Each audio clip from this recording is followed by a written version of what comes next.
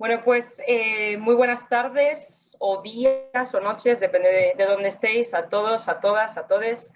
Muchas gracias por venir a este evento de la presentación del libro de la profesora Freya Shiwi, The Open Invitation, de la University of Pittsburgh Press. Este evento formado por UCR, la University of California, Riverside. Mi nombre es Judith Palencia Gutiérrez, yo soy doctoranda en el Departamento de Estudios Hispanos en UCR y voy a funcionar como moderadora del evento de hoy. Vamos a hacer 3 presentaciones y van a exponer durante unos 15 minutos. Luego la profesora Freya Shiwi va a contestar y luego ahí abrimos conversación para que todo el mundo pueda por el chat poner preguntas y unirse, digamos, a la conversación. Voy a presentar a Iván. Primero es Iván Eusebio Aguirre Daranco. He teaches at UC Riverside since 2017. He is currently working on a manuscript titled Consuming Bodies, Countercultural Citizens of Mexican Capitalism in the 20th Century, which traces how a series of cultural artifacts, comics, music, performance, film, concerts, journalism, theater, were used by citizens during the post-revolutionary period to generate alternative narratives of nation, consumption habits, and counterculture through the use of their bodies as territories and technologies of resilience. His most recent publications include book chapters on Super 8 film director Sergio García Michel and documentary film director Nicolás Echevarría, with a forthcoming chapter on Mexican psychedelic literature read from psychedelic-assisted psychotherapy.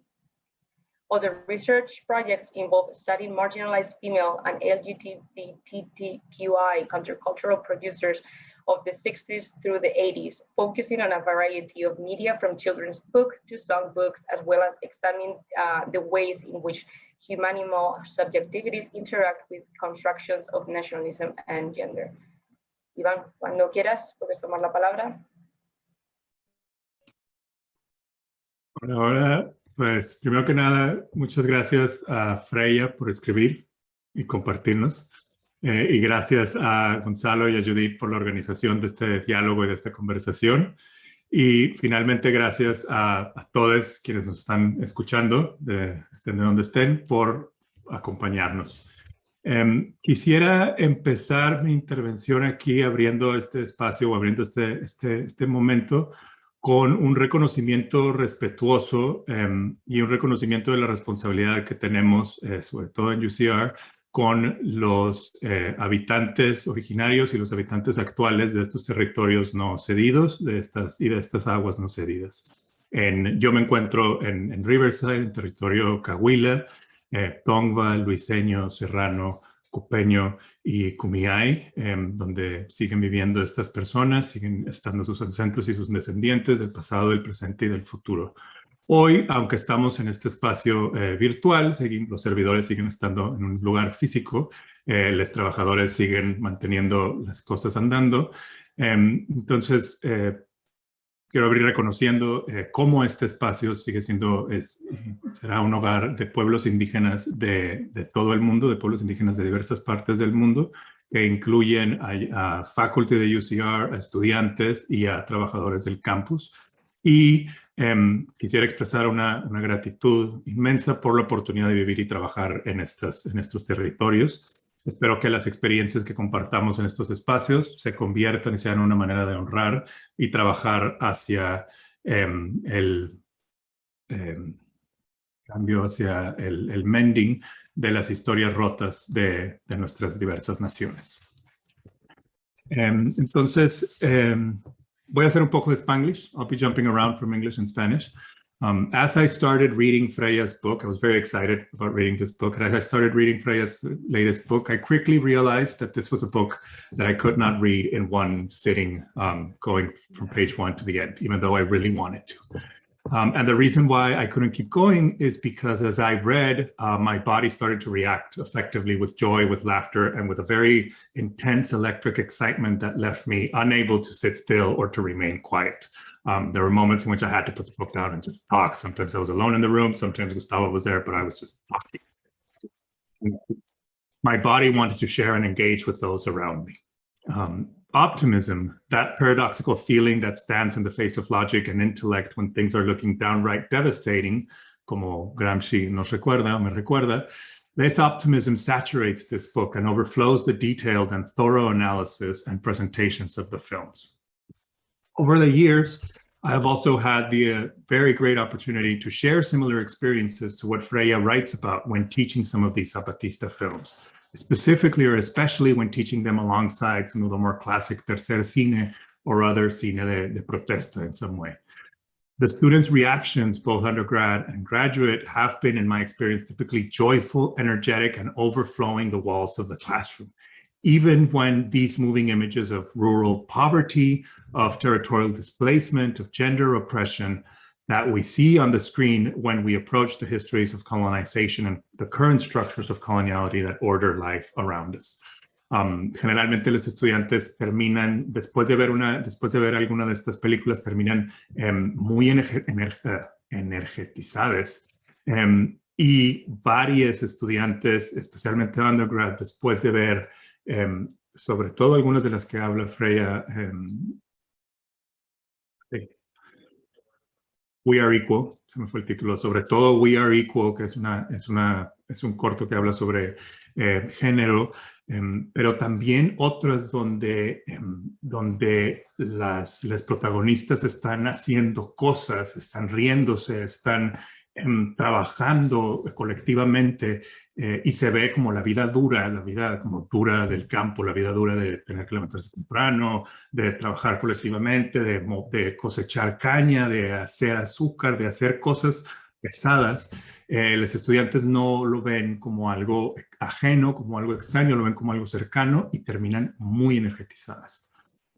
In this way, the open invitation provides answers to this apparent paradox of looking at something that is painful, that reminds us of the work that we have to do, or the work that we still have to do to change things, and reminds me that constructing comunalidad is less about establishing a community, whether that community be through institution or through description, and more about challenging the hierarchical structures of modernity, capital M, in the classroom, in the cinema, in the acts of reading, in acts of listening, in politics and governance. And further replacing these structures with open-ended relations of horizontality, throwing a wrench in the teleology that sets up abismos incruzables entre el cuerpo que ve y el cuerpo que se ve. Against the documentary gaze that sets up these abismos incruzables entre el cuerpo que se ve y el cuerpo que ve y el cuerpo que se ve, the open invitation reminds me as a Western viewer whose body has been shaped by coloniality, that comunalidad starts with one's own body, with my own body. The films collected in the book are many times produced and circulated with the explicit political intention to inform and to counter official narratives produced by state and corporate and media corporations. Yes, they are. And they do so much more. First, by inviting us as Mexican and global viewers to learn about the situations of resistance to coloniality and the nation, capital N, alongside the bodies of those who are experiencing and constructing resistance. Y segundo, by inviting us to become aware of our own potentialities as modern Western subjects of accessing our bodies in generating other forms of viewing and gazing at the other bodies around us that become political subjects. Other forms of horizontal and políticas prefigurativas that don't know where we will end up or what political institutions might emerge or what they will look like. But we definitely know what we do not want them to look like. And finally, of accessing other forms of affect, particularly joyful decolonial affects that resist narrativization, and fixity, and move bodies with feelings of pleasure and laughter, especially when facing the painful processes of becoming aware of the everyday systemic oppressions that surround us, and when we are fighting or when we are resisting again. La invitación abierta entonces llama a poner atención a las lecciones decoloniales, podemos llamarlas, que Freya traduce, que traslada y que comparte con la misma generosidad que observa en los videos y sus productores, para invitar a leer a y con quiero enfocarme en 3 de ellas que reverberaron conmigo durante la lectura. Primero, el uso del video o del filme como tecnología decolonial, which has to do with what is being recorded and represented, how it's being shown, and how it's being seen or gazed at. Segundo, la formación de subjetividades políticas desde la autorrepresentación y la corporalidad, which tells us to pay attention to our own bodies, to my own body, as my subjectivity, our subjectivity exists within, alongside, connected to a body.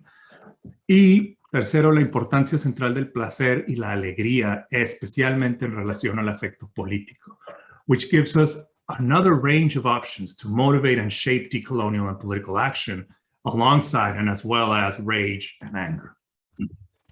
Luego me muevo así rapidito entre esas 3. En cuanto al video como tecnología decolonial, the Open Invitation emphasizes activist video as a multi-dimensional object, space, and event. The film itself, the space it creates, and the event of recording, as well as the event of projecting. And I say technology, as I was reading, I kept thinking about technology in the Foucauldian sense, pointing at the camera and the projector and the TV screen as these material tools whose global circulation depends on the economic networks of capital, and also signaling how these tools are used to impact our embodied modern Western subjectivities, technology that shapes us in a certain way. With Freya, in viewing these videos, I am struck by how media becomes a space where the processes of political subjectification, not necessarily the subject itself, but the processes are registered, represented, and circulated. Y estas subjetividades políticas son subjetividades que surgen de una, como dice en palabras de Freya, an occupation of a space and momentary joining of a diversity of social actors into a visible collective force not previously named. Or determined in the given order. En el contexto específico, el espacio ocupado son la transmisora de televisión, la plaza, las ciudades de Oaxaca y Atenco, y también es el espacio fílmico que se establece en el acto de circular, de mirar y de dialogar sobre y con los videos. En este sentido, otras formas de mirar y sentir el activismo político, la protesta y la ocupación, cuyos fines no son necesariamente la sustitución de una identidad nacional con otra o de una agenda política con otra, aunque esto se logre y hay que nombrar las agendas extractivistas del neoliberalismo actual, sino más bien con una visibilización y una nutrición de la formación y del ensamblaje de otras subjetividades al mismo tiempo hiperlocalizadas en Oaxaca, en Chiapas, y simultáneamente hiperglobales, conectadas con una red que va muchísimo más allá de ese espacio específico. La colonialidad reproducida desde las institucionalidades que capturan cuerpos y que ensamblan subjetividad is subtly and deeply thwarted when my body is being asked to not feel and gaze at the world around me in a certain way. When an edited sequence refuses to give me all the information I want to feel anger at the bad guys, or when I want to feel sympathy for the ones resisting. Así, aunque circulen poco y en redes relativamente cerradas de activismo y academia, la funcionalidad política de los videos que The Open Invitation explora me hace pensar en la manera en que el disenso de productores culturales queer como Roberto Fiesco, Susie Shock, el disenso que generan cuando utilizan el media as an effective technology, especially when representing marginal or minoritized peoples. En segunda instancia, pienso acerca de las subjetividades políticas desde el cuerpo and how they are responding to our very urgent need in each of our very contextual localities to think of and generate political structures that remain plural, inclusive, and contradictory. The Open Invitation nos presenta un ethos mediático zapatista fundamentado en el disenso. En la encrucijada política actual donde o hacemos algo para salir del sujeto del Estado moderno unívoco o singular, o nos vemos repitiendo y reforzando la soberanía moderno liberal que justifica el etnoecocidio, pienso en México en su actual cuarta transformación y como esta es una de las encrucijadas que se enfrenta, la comunidad zapatista emerge en los videos como una política directamente anclada en cuerpos. Surgiendo de los territorios hoy llamados Oaxaca y Chiapas, la comunidad atestigua formas de hacer política, sobre todo, y esto me llamó mucho la atención, desde contextos de diversidad étnica extrema. Oaxaca y Chiapas son regiones habitadas by an overwhelming variety de pueblos, de etnicidades, de comunidades lingüísticas y de comunidades políticas con cosmovisiones, formaciones políticas y sociabilidades propias. Entonces, subrayando la importancia del activismo de mujeres dentro del zapatismo, al lado de las luchas de autonomía y gobernancia comunitaria, The Open Invitation explora cómo el cuerpo es el territorio político por antonomasia. In the face of liberal democracies that promises modernity to the people through the erasure of our bodies. Y ya cierro. Finalmente, quiero hablar un poquito más de la poderosa and also timely control de The Open Invitation, enfocar nuestra atención y nuestros cuerpos en los afectos de la alegría. Recuperando el linaje político del cine en formato pequeño, el joyful optimism que los videos producen y el libro expande me hace pensar en salidas de las trampas neoliberales que capturan nuestro trabajo, nuestra life energy, nuestros cuerpos a través del placer y la alegría del trabajo. Hoy los ecosistemas mediáticos y políticos de las modernidades neoliberales nos educan a sentir placer en el trabajo. Hopefully less, ahora después de un año de la invasión doméstica, y sentir rabia en el accionar político. The Open Invitation voltea eso un poco. Es un poco winking at the political action of indigenous activists across the hemisphere and pushing us to reconsider the denial of joy, pleasure, and humor in political affects and centrality. Al final del día, yo no sé ustedes, pero yo no voy a sembrar un campo desde la rabia, ni voy a construir una escuela en un berrinche. Entonces, ¿cómo politizar esos afectos y cómo generar acción, praxis desde esos afectos? Entonces, sin más, aclaro, con esto termino, no leo en el libro ni creo desde mi corporalidad que la rabia y el enojo no son efectos políticos importantes. If I don't feel them when I witness abuse, what will move me to do something? Sino más bien es una expansión del vocabulario afectivo que los videos documentan y que construyen en nuestra propia corporalidad al mirarlos. Al mirar estas situaciones que generan típicamente dentro de la norma una rabia ante la pobreza, ante el despojo, ante el whatever, estos videos nos están empujando y nos están educando en términos de la mirada a sentir otros afectos. Y con eso, pues gracias, Freya, por compartirme esta alegría y espero que reverberen las risas traviesas y cómplices en las caras y las instituciones y las calles. Muchísimas gracias, Iván, por la intervención. Vamos a pasar ahora a Karen Glavik. Ella es magíster en filosofía y doctoranda en filosofía con mención en estética y teoría del arte por la Universidad de Chile. Profesora de la Universidad Metropolitana de Ciencias de la Educación, la UNCE, y en la Universidad Diego Portales. Karen también es directora de la colección Feminismos en Pólvora Editorial y crítica en el Agente Cine. Finalmente, es parte también de la recién creada Red de Filósofas Feministas en Chile. Karen, cuando quieras. Muchas gracias. No, muchas gracias a ustedes por la invitación, por la posibilidad de leer este libro, que creo que en otras condiciones no podría haber llegado a él de ninguna manera, creo.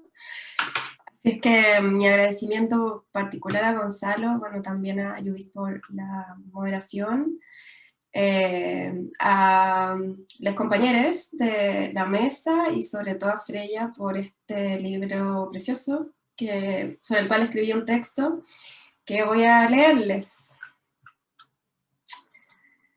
The Open Invitation de Freya Shiwi es un libro de múltiples entradas, una invitación, un final abierto para un filme y también una pregunta por la temporalidad que el imaginario revolucionario imprime en el cine que ha pasado de la representación militante a la figuración de un tiempo no delimitado por la promesa de la felicidad revolucionaria.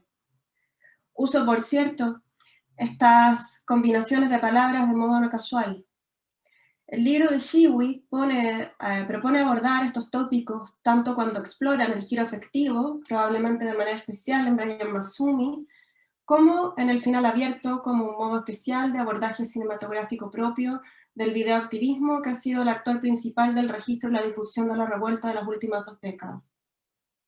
No es fácil ser justa con la invitación. Es necesario poner atención en algunos de los materiales que el texto ofrece, pues si hay algo que reconocerle a este libro es el trabajo y la obstinación política de construir un archivo del videoactivismo y del documental mexicano de revuelta, que resulta un aporte invaluable para mirar de modo crítico tanto el registro actual de las revueltas latinoamericanas como el tránsito que se ha podido observar entre el cine militante de los años 60 y 70 del siglo pasado hasta la actualidad. En la Imagen Justa, Cine Argentino y Política, 1980-2007, que fue publicado en el año 2009 por Ana Amado, ella trabaja la relación entre cine y política en el cine argentino, producido entre 1980 y 2007. Por supuesto, el ejercicio echa mano al pasado, y tal como el libro que hoy comentamos, remite a obras que resultan ineludibles para poder pensar las referencias al cine militante latinoamericano o derechamente a la relación entre cine y política. Amado propone: asociar en el título términos como cine y política comporta de entrada el riesgo de caer en la tendencia a utilizarlo generalizado difusamente, cualquiera sea el tipo de la relación tejida entre ambos, o simplemente rozar lo extemporáneo, dada la actual indeterminación que rodea la política como noción o práctica en la compleja escena sociocultural del presente. ¿Cómo concebir lo político en tiempos de normalidad despolitizadora de las sociedades de mercado y sus nuevas mitologías? Tal vacilación contamina también la tarea crítica, ya que la ambición de referir lo político cuando se habla de cine implica en parte doblegar las erosiones y confusiones que el propio término es víctima, cuando se intenta aludir a una determinada categoría de películas. Fin de cita. Pero ni la invitación ni el título de Freya Shiwi llaman a hablar de cine político, o más bien, el significante política está mediado por la potencia efectiva, y el cine ha sido puesto como aparato en la pregunta por el videoactivismo. La apuesta aquí es de final abierto, pero no por ello deja de abordar las preguntas que de algún modo se hacen Amado cuando mira el tránsito del cine militante argentino a un cine cruzado por la memoria del terrorismo de Estado y la filigrana familiar de los afectos de una memoria rota, que se teje e intenta simbolizar de modos insistentes a través del cine documental y de ficción. Hay, por cierto, en Shiwi la memoria de ese cine: La Hora de los Hornos de Guitini Solana, La Batalla de Chile de Guzmán, Cuba en Santiago Álvarez, El Coraje del Pueblo de San Ginés, o Me Gustan los Estudiantes de Handler. Aparecen como referencias necesarias y obstinadas como la propia memoria, tanto a la hora de aproximarse como de distanciarse de la narrativa textual y visual de la vanguardia en el cine latinoamericano del siglo XX. El hilo que teje la autora es sumamente fino, y para llegar al videoactivismo no solo recorre nuestro archivo cinematográfico latinoamericano, sino que también la importancia de Eisenstein en la inconclusa Que viva México. Este es un archivo detallado, militante, afectivo, un archivo al que intentaré rodear desde 3 entradas, 3 detenciones. Todas ellas motivadas tal vez por las invitaciones abiertas que me resultaron más sugerentes para mi propia mirada del cine, para el camino que he emprendido en torno a la teoría de los afectos y para el feminismo. Pues Shiwi no solo se mantiene atenta en sostener un recorrido en torno a lo político que ponga en tensión el par disenso-consenso, los afectos puestos necesariamente bajo una mirada decolonial y la indagación en torno a la comunalidad, sino que deja espacio también para indagar sobre aquello que no está tan a la vista, sobre lo que los años de producción videoactivista que este libro aborda aún eran un germen para muchos lugares de Latinoamérica. 1. Un poquito. Una forma de atenuación del lenguaje es el uso de los diminutivos. Es muy propia de nuestro hablar chileno, pero creo por oído y por intuición que algo similar pasa en México. Una forma de atenuación no dice necesariamente algo sobre nuestra posición en el mundo, aunque muchas veces se lea de allí un gesto propio del dominado. Hablar de a poquito, vivir de a poquito, esperar un poquito, exigir un poquito, pueden ser expresiones de lo alcanzable o también la potencia de un futuro no definido.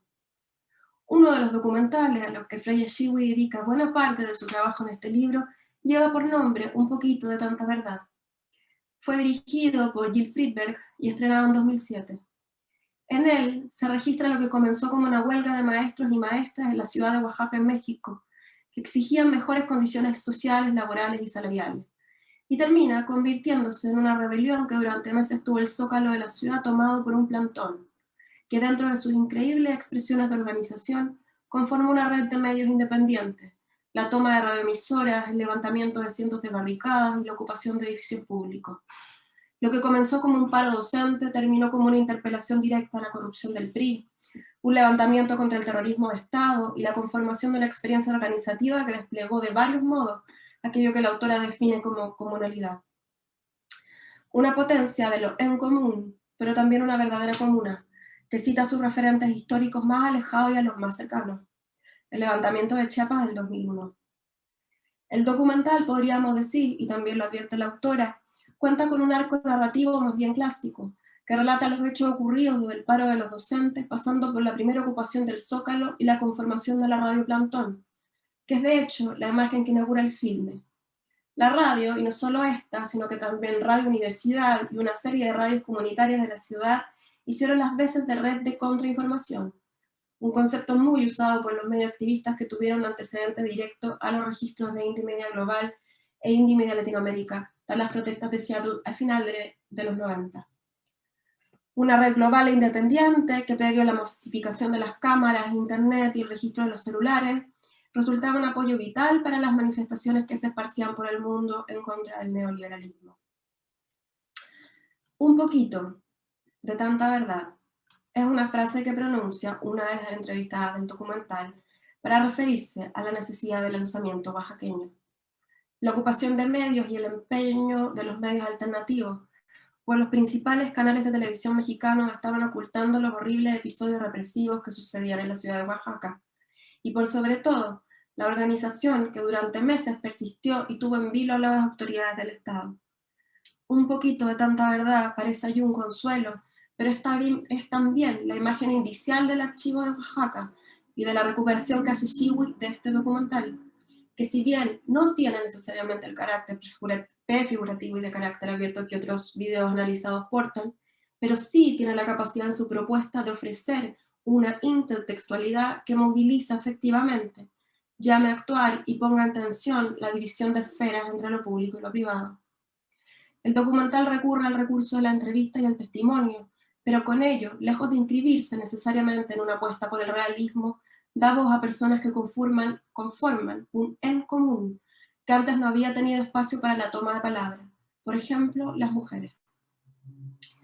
Un poquito de tanta verdad difiere asimismo de la descripción del espacio público tradicional, el registrar en tiempo real y publicar prontamente los resultados del seguimiento de la revuelta. Recordemos que el levantamiento de Oaxaca fue en 2006 y el documental se estrenó en 2007. Shiwi hace énfasis en el montaje de este documental, pues su lectura del videoactivismo es una que en general prescinde de estrategias de exposición o el uso de un lenguaje poético para la narración que construya arcos dramáticos o exagere a través de los ritmos y ángulos de la cámara el videoactivista. Cualquier decisión sobre el uso de material adicional, un texto insertado, una voz off o el uso de música buscan la menor manipulación posible y de hecho hay una preocupación importante por los formatos de filmación y edición digital. Pero un poquito, cuenta con largos planos de filmación de las marchas, registra la Guelaguetza, organizada de manera autónoma hace años, sin el recuerdo de investigación del Estado de Oaxaca, hay que decirlo, y va entre movimientos temporales que permiten dar cuenta de los efectos de la represión y el decline de la revuelta. Varios personajes que fueron filmados al comienzo del rodaje fueron asesinados y sus caras vuelven esta vez a modo de memoria visual. La puesta en escena de un poquito no prescinde de los recursos de la narración, pero encarna la performance de nosotros somos el pueblo, nosotros somos la gente. Es decir, una serie de cuerpos en asamblea, en las calles, ocupando plazas y medios de comunicación, invitando a la insurrección. La importancia del final abierto del videoactivismo es para este libro una cuestión central, pues pone de manifiesto la interrupción de un relato lineal, de un tiempo colonizado por los afectos occidentales, por la linealidad del progreso, el desenlace y, por qué no decirlo, la victoria. Como sabemos, este alzamiento, si lo medimos en la clásica vara de triunfo y derrota, fue una derrota. Pero si lo consideramos en la potencia de su imaginación política, su archivo de imágenes y afectos, y el germen que logró contagiar en otras revueltas, no es otra cosa que el despliegue de otra relación con la imagen-tiempo, o con la relación entre espectadores y el filme. ver un poquito de tanta verdad es la invitación a hacerse parte, a no quedarse, a no poder quedarse sentado en tu asiento. 2. La rebelión de las oaxaqueñas. Paradójica elección tal vez, pero el segundo filme que he decidido analizar es otra vez uno que se acerca más a la narración documental que al videoactivismo. La rebelión de las oaxaqueñas de Mal de Ojo TV evidentemente me resultó de inmediato sugerente. Este documental, cercano a la media hora de grabación, puede considerarse también un registro que se vale de los planos largos de marchas, la entrevista y el relato oral como uno de los medios de construir su narración. No lo quise dejar de lado, entre otras cosas, porque pude verlo y encontrarlo. Y de otro, porque abre una serie de preguntas muy pertinentes a la hora de mirar el feminismo desde Latinoamérica. Como es de esperar, el filme está protagonizado por mujeres, mujeres maestras, mujeres amas de casa, mujeres estudiantes, mujeres mayores, profesionales o no. Mujeres oaxaqueñas que tomaron la invitación de salir a la calle. Ya un poquito de tanta verdad había sugerido esta salida, cuando en una de las voces que dan inicio al documental reconoce que junto a las maestras están las mujeres madres solteras, las mujeres que saben lo que cuesta estar marcada por ese significante. Quizá en otras circunstancias valdría la pena hacerse cargo de la deconstrucción de la palabra mujer, pero la rebelión de las oaxaqueñas y lo que se puede leer e inferir del libro de Shiwi apunta a poner el ojo en otra dirección. Este mediometraje muestra la salida a la calle de las mujeres para hacerse parte del plantón, para ocupar los medios de comunicación tomados, para tomar las cacerolas en protesta y como modo de reproducción del rol de los cuidados. Pero atención, son ellas mismas las que se alzan contra el segundo lugar que les da la organización muy masculina que da vida a la asamblea. A transmisión de información, a la puesta del cuerpo en la calle, a las voces que les dijeron, tal como en casa, que cuidaran la radio, que cocinaran la comida. Las mujeres, de hecho, reavivan la protesta, con una marcha de las cacerolas en las que miles salieron a la calle, lo que trae al recuerdo de Shiwi, lo que Patricio Guzmán filmó del lado de las mujeres, de derecha en la calle en la batalla de Chile.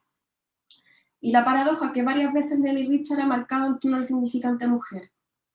Mujer puede ser tanto el reservorio afectivo y moral de la sociedad, como la potencia que desactive o active la comunalidad en su versión meramente masculina. Y así fue. Las mujeres salieron de a miles a la calle, tal como en la revuelta de octubre en Chile, cuando fue el colectivo Las Tesis el que reavivó la política de la calle luego de la represión sin tregua y el agotamiento post-acuerdo del 15 de noviembre. Fue una performance contra la violencia machista la que recorrió el mundo entero y nos movilizó de nuevo a los chilenos a no dejar la calle. Y así podríamos nombrar varias otras. Podríamos hablar del 8 de marzo 2020 también en Chile, podríamos hablar del Ni Una Menos o los pañuelos verdes en Argentina, o del 8 de marzo de este año en México con un Palacio Nacional rodeado de un muro de víctimas de feminicidios. El feminismo amplía los límites de la democracia, dijo alguna vez Julieta Kirkwood, mientras se emprendía la lucha contra la dictadura en Chile. Al parecer, eso vale para la organización antidictatorial, las democracias liberales y para las comunas. Como me queda poquito y no mucho de este punto, voy a saltarme una parte y llegar hasta el... Gonzalo dice que está corta. Yo sí. Gracias, Gonzalo. Las mujeres oaxaqueñas se tomaron los canales, dieron sus versiones, fueron una voz que amplificó el poquito de tanta verdad necesaria para dar cuenta de la corrupción, de la represión, de la violencia dirigida a las mujeres por el hecho de ser mujeres indígenas. Por allí aparece el testimonio de una mujer mixteca a la que el pelo le fue cortado por la policía, infiriendo con esto una herida profunda en una tradición de identidad y feminidad, que solo es posible de comprender y asimilar para este caso, para esta invitación, si cruzamos la mirada feminista con una mirada decolonial. La violencia de género aquí tiene un carácter específico sobre las mujeres indígenas que estaban siendo perseguidas por manifestarse. Muchas de ellas reconocen haber dejado la casa y haberle tenido que contar a sus hijos que eso se debía a que había que mantener la lucha en la calle. Una testimonia que su razón para la manifestación es la sangre de su madre y de su abuela, todas guerreras, todas mujeres que lucharon por una u otra razón. No se iban a quedar sumisas ni frente a la represión del Estado, ni frente a la estructura machista que se manifestaba patente en los modos de organizar la comuna, el plantón, la rebelión.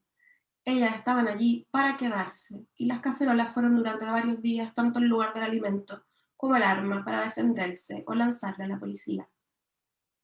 Las mujeres, menciona el documental, cambiaron su lugar de espectadoras a protagonistas.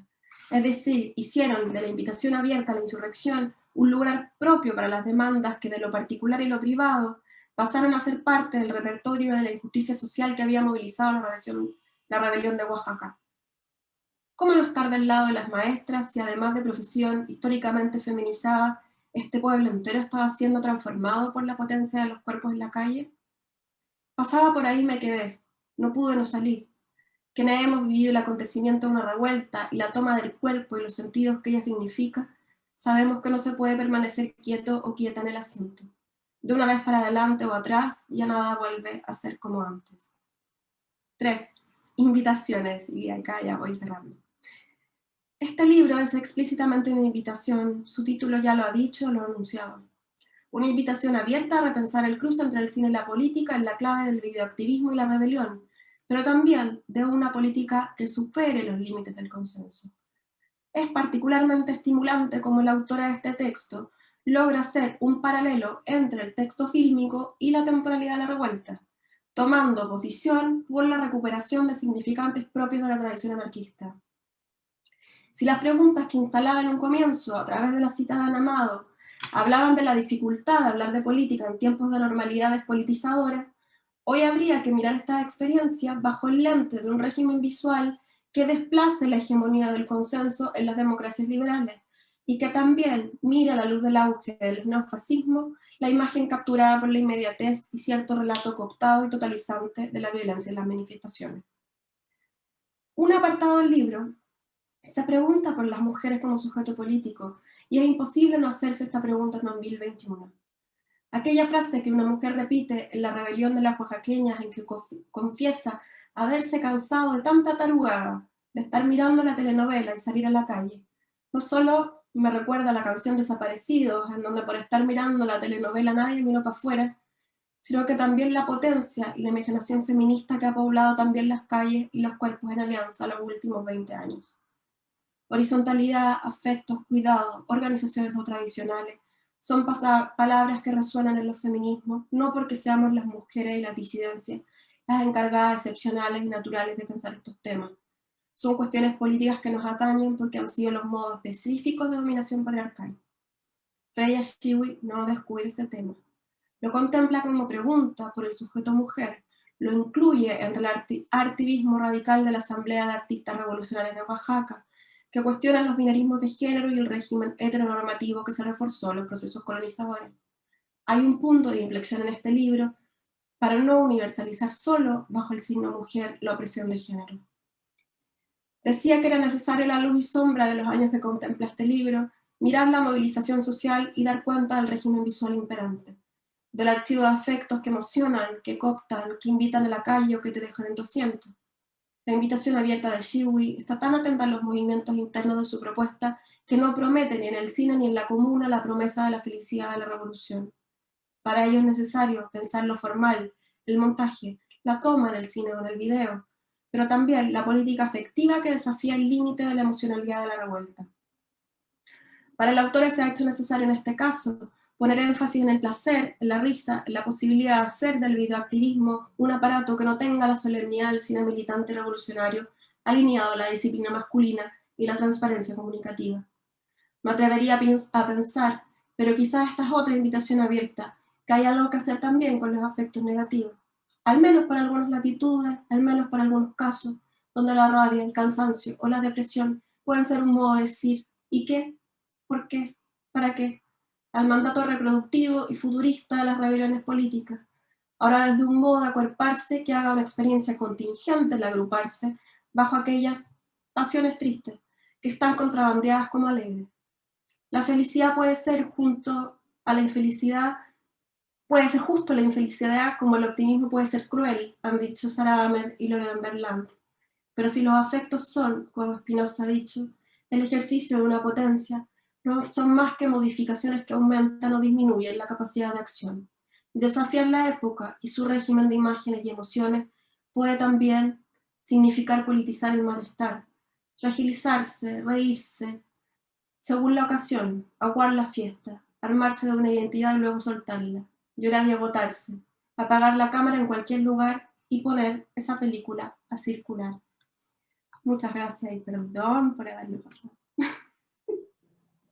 Muchas gracias por tu contribución. Y pasamos ahora al último de los ponentes, que es Gonzalo Díaz de Tellier, antes de pasar a la contribución de la profesora Shiwi. Gonzalo es filósofo, actualmente cursa un doctorado y enseña el segundo nivel de español para el pregrado en el Departamento de Estudios Hispánicos de la Universidad de California, Riverside. En Chile, Gonzalo ha sido profesor de Filosofía Política en la Universidad de Chile y en la Universidad Metropolitana de Ciencias de la Educación, entre otras casas de estudio. Es además investigador asociado del International Institute for Philosophy and Social Studies. Ha sido profesor invitado en la Facultad de Ciencias Sociales de la Universidad de Chile, en el Instituto de Estudios Avanzados de la Universidad de Santiago y en la Universidad de Tacna-Pri. Sus principales líneas de investigación se concentran en la ontología política al hilo de la cuestión del vínculo entre teología, metafísica, estética, poder y violencia. Gonzalo, muchas gracias, cuando quieras. Ay, gracias, Judith. Oye, ¿qué voy a decir yo ahora, después de esto, no? No, bueno, junto con agradecer la presentación de mi querida amiga y colega Judith Palencia, y el soporte, ¿no?, de Jack Desra y Marta Hernández Salván, quiero expresar mi felicidad, ¿no?, por hacer parte de este panel, de este primer encuentro en torno, bueno, organizado por el Departamento de Estudios Hispánicos, ¿no?, de la Universidad de California, Riverside, en torno al maravilloso libro, ¿no?, de Freya, con mis colegas y profesores de UCR, ¿no?, que son Freya, Iván, ¿no?, con mi querida y destacada colega de Chile, la filósofa Karen Glavich. Me parece que es un agenciamiento, digamos, que viene muy bien, ¿no?, para compartir trabajos en progreso o finalizados, como en este caso, ¿no?, pero que siempre pueden tener una vuelta interesante, ¿no?, en el ejercicio de pensar en común, y poner en juego las diferencias también, ¿no? Así que espero que sea el primero de una serie abierta, open-ended, ¿no?, en la que se vienen sorpresas también muy interesantes. Además, con este primer encuentro inauguramos, ¿no?, nuestro canal de YouTube, UCR Spanish Studies, donde van a estar accesibles los videos de los sucesivos encuentros. Así que, bueno, por ahora los encuentros son remotos, evidentemente, pero ya tendremos ocasión de volver a encontrarnos, a abrazarnos y brindar en distintos lugares.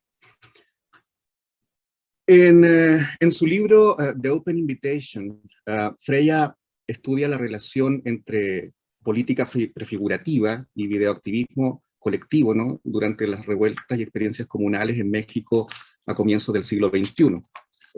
Particularmente se enfoca, ¿no?, en la otra campaña zapatista en 2005, ¿no?, a partir de la sexta declaración de la Selva Lacandona, y la comuna de Oaxaca en 2006, ¿no? El videoactivismo, que en el campo de los estudios universitarios tiende a pasar desapercibido como una especie de film menor, ¿no?, entre comillas, ¿no?, por su supuesta falta de sofisticación estética y elaboración conceptual, es atendido por Freya en la medida en que no se trata de un mero documento o registro audiovisual de lo que pasa frente al lente, sino de una práctica política horizontal y colaborativa de intervención en un proceso de transformación social. Y es que no solo importaría, ¿no?, y esto es muy importante, ¿no?, no es clave, no solamente importaría lo que pasa delante de la cámara, ¿no?, sino ante todo lo que pasa tras la cámara y con el uso de las imágenes y sus efectos ético-políticos en la vida de relación, ¿no? Pues en el videoactivismo señalado por Shiwi habría en juego una política prefigurativa. Pero la cuestión es esa, ¿no? ¿Qué sería una política prefigurativa? En tensión, tanto con el llamado primer cine como con el segundo cine, es decir, en tensión, digamos, tanto con la industria cultural del entertainment, que tiene como a Hollywood como modelo, ¿no?, como también con el cine de autor, el cine arte, o cine independiente en general. En tensión con todo ello, digo, irrumpiría en los años 60 y 70 en América Latina el tercer cine, un cine militante de corte marxista-leninista, ¿no?, comprometido con los procesos revolucionarios guerrilleros de la región, inspirados en el triunfo de la Revolución Cubana en 1959. Sin embargo, En México, tras el interregno abierto por la masacre de Tlatelolco en 1968 y el ciclo de dictaduras militares, ¿no?, que instalan jurídicamente a sangre y fuego los modelos neoliberales del Cono Sur, desde fines del siglo XX, perdón, y a comienzos del siglo XXI, irrumpieron nuevas revueltas y experiencias comunales en México, el levantamiento zapatista en Chiapas en 1994 y la comuna de Oaxaca en 2006, entre otras, ¿no? Donde la ortodoxia, el vanguardismo y la militancia sacrificial del marxismo-leninismo clásico, ¿no?, fueron desplazados por un movimiento tendencialmente acéfalo y abierto de movimientos horizontalmente articulados, más o menos horizontalmente articulados, ¿no? Ahí el feminismo, ¿no?, como dice Karen, fue muy importante en poner en cuestión, digamos, el enunciado viril y sus formas de organización, ¿no? Cuya contextura va desde el marxismo hasta el anarquismo, la comunalidad indígena, el feminismo y el activismo contra la devastación capitalista y antropocéntrica de ambientes y poblaciones. Estas experiencias trajeron consigo un videoactivismo colectivo que se situaría, en su especificidad, más allá del tercer cine o cine militante revolucionario. Para comprender la especificidad del videoactivismo zapatista y oaxaqueño, y a su vez lo que sea una política prefigurativa, es preciso comprender la especificidad de las experiencias políticas de Chiapas y Oaxaca, de las que tal videoactivismo hace parte, ¿no? Ni la otra campaña zapatista de 2005, ni la comuna de Oaxaca de 2006, ni la una ni la otra, ¿no?, son experiencias que propugnen una lucha armada en orden a la toma del poder estatal para poner en obra un programa político futuro. Lo que ponen en juego, aquí y ahora en la vida de relación, es un proceso en curso y abierto, ¿no?, de irrupción demótica y experimentación de formas de vida caracterizadas por su práctica de la igualdad en la diferencia, como horizontalización de las formas de asociación política, equidad económica y doble traducción cultural, ¿no?, interlingüística e intercosmológica incluso, ¿no? La modernidad capitalista, con su agenciamiento civilizatorio articulado metafísicamente como modo de producción de humanidad, se ha articulado políticamente, al menos en su forma metropolitana, en una forma de republicanismo representacional que implica una gramática metafísica del sujeto y la presencia, es decir, de autoridad fuerte y teleología o sentido de programa histórico, de representación y ley, de estabilidad orgánico-institucional e identidad fuerte del pueblo o de la ciudadanía política. Así se autoafirma performativamente en cuanto régimen, como institución autosubsistente, ¿no?, como substancia. Freya, en algún pasaje de su libro, se pregunta, ¿qué cambia cuando entendemos el gobierno no como un sustantivo, sino como un verbo? La política representacional nos sofoca, pues durante los últimos siglos se autointerpreta en la forma estable de su orden, subsiste en forma a la contingencia democrática que intenta transformarla. La democracia, entre comillas, viril y representacional de la República Liberal moderna opera como una substancia representacional que sobrevive a la contingencia material. Sin embargo, y tal es el caso de América Latina, allí donde la metrópolis capitalista moderna se territorializa poscolonialmente, su patrón de acumulación político, económico, epistemológico y estético se caracteriza por la intensificación de su racionalidad autoritaria y racializadamente necropolítica y extractivista. Frente al ensamble Estado capital y sus tecnologías civilizatorias político-militares, educacionales, económicas y mediáticas, las estrategias de lucha emancipatoria heredadas desde el siglo XIX europeo son diversas, en el arco estratégico que va, digamos, del socialismo al anarquismo. Pero en su diversidad y transfiguración histórica en América Latina tienden a compartir, junto con la crítica del autoritarismo y los regímenes racializados de desposesión, la cuestión del comunismo, de lo común, cuestión que no pasa solo por la política del común, sino que también abre el problema de la comunicación social. En ese sentido, la comuna de Oaxaca pasa por la suspensión, pasa de la suspensión de la transferencia de autoridad a la máquina representacional y policial militar del Estado a la organización asamblearia horizontal, que es el caso de la APO, ¿no?, de la Asamblea Popular de los Pueblos de Oaxaca, ¿no?, y la autonomización del territorio mediante la ocupación de la ciudad con barricadas y campamentos. Pero todo ese agenciamiento fue articulado por la creación y ocupación de medios de producción de comunicación social, radio y videoactivismo comunitarios, ¿no?, en un trabajo colaborativo entre indígenas, pobladores y extranjeros, ¿no? Sin la privatura de la función autor y al margen de la esfera pública, que no es sino el espacio de la sociedad civil como entidad conceptual correlativa al Estado capital en su modulación democrático-liberal, con sus tecnologías de producción de consensos y concesión de reconocimiento. Escribe Shiwi: el cine y los medios activistas colaborativos son usualmente estudiados por los investigadores en campos separados y con diferentes metodologías. Desde que el nuevo cine latinoamericano de los años 60 y comienzos de los 70 se impusieron en los estudios críticos de cine, los investigadores del cine raramente se han enfocado en la radio independiente o el videoactivismo, o en telenovelas convencionales y noticieros. El radioactivismo y el videoactivismo han sido más bien estudiados en antropología de medios y estudios de la comunicación, donde los investigadores tienden a invocar el concepto de esfera pública, teorizado de una manera muy influyente por Jürgen Habermas y revisado críticamente por Nancy Fraser, en orden a dar cuenta de la función de prensas alternativas, radios y televisoras independientes y producciones colaborativas de video independiente. Cierro la cita. Pero entonces, ¿cuál es la potencia específica del videoactivismo?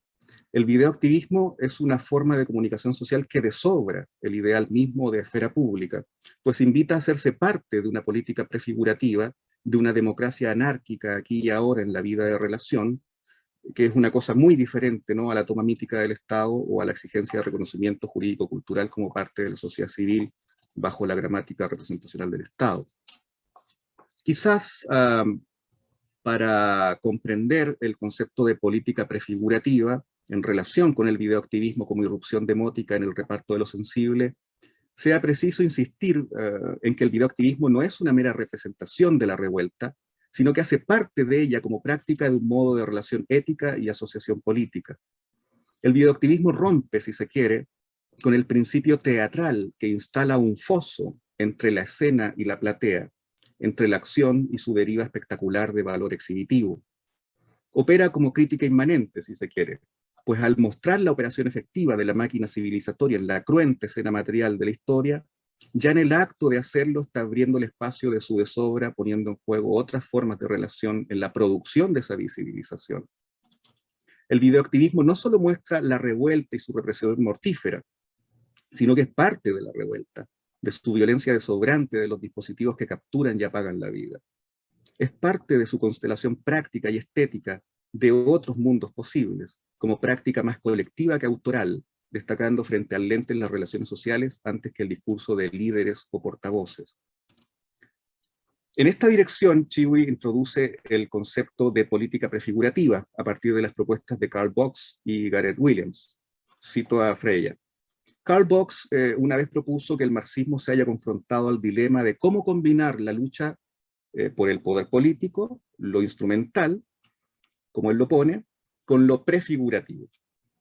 Tal política prefigurativa expresa los fines últimos del proceso revolucionario mismo: autoemancipación popular, relaciones sociales y de autoridad colectivas, democracia socialista. Es una cita que introduce Freya en su texto de Carl Box.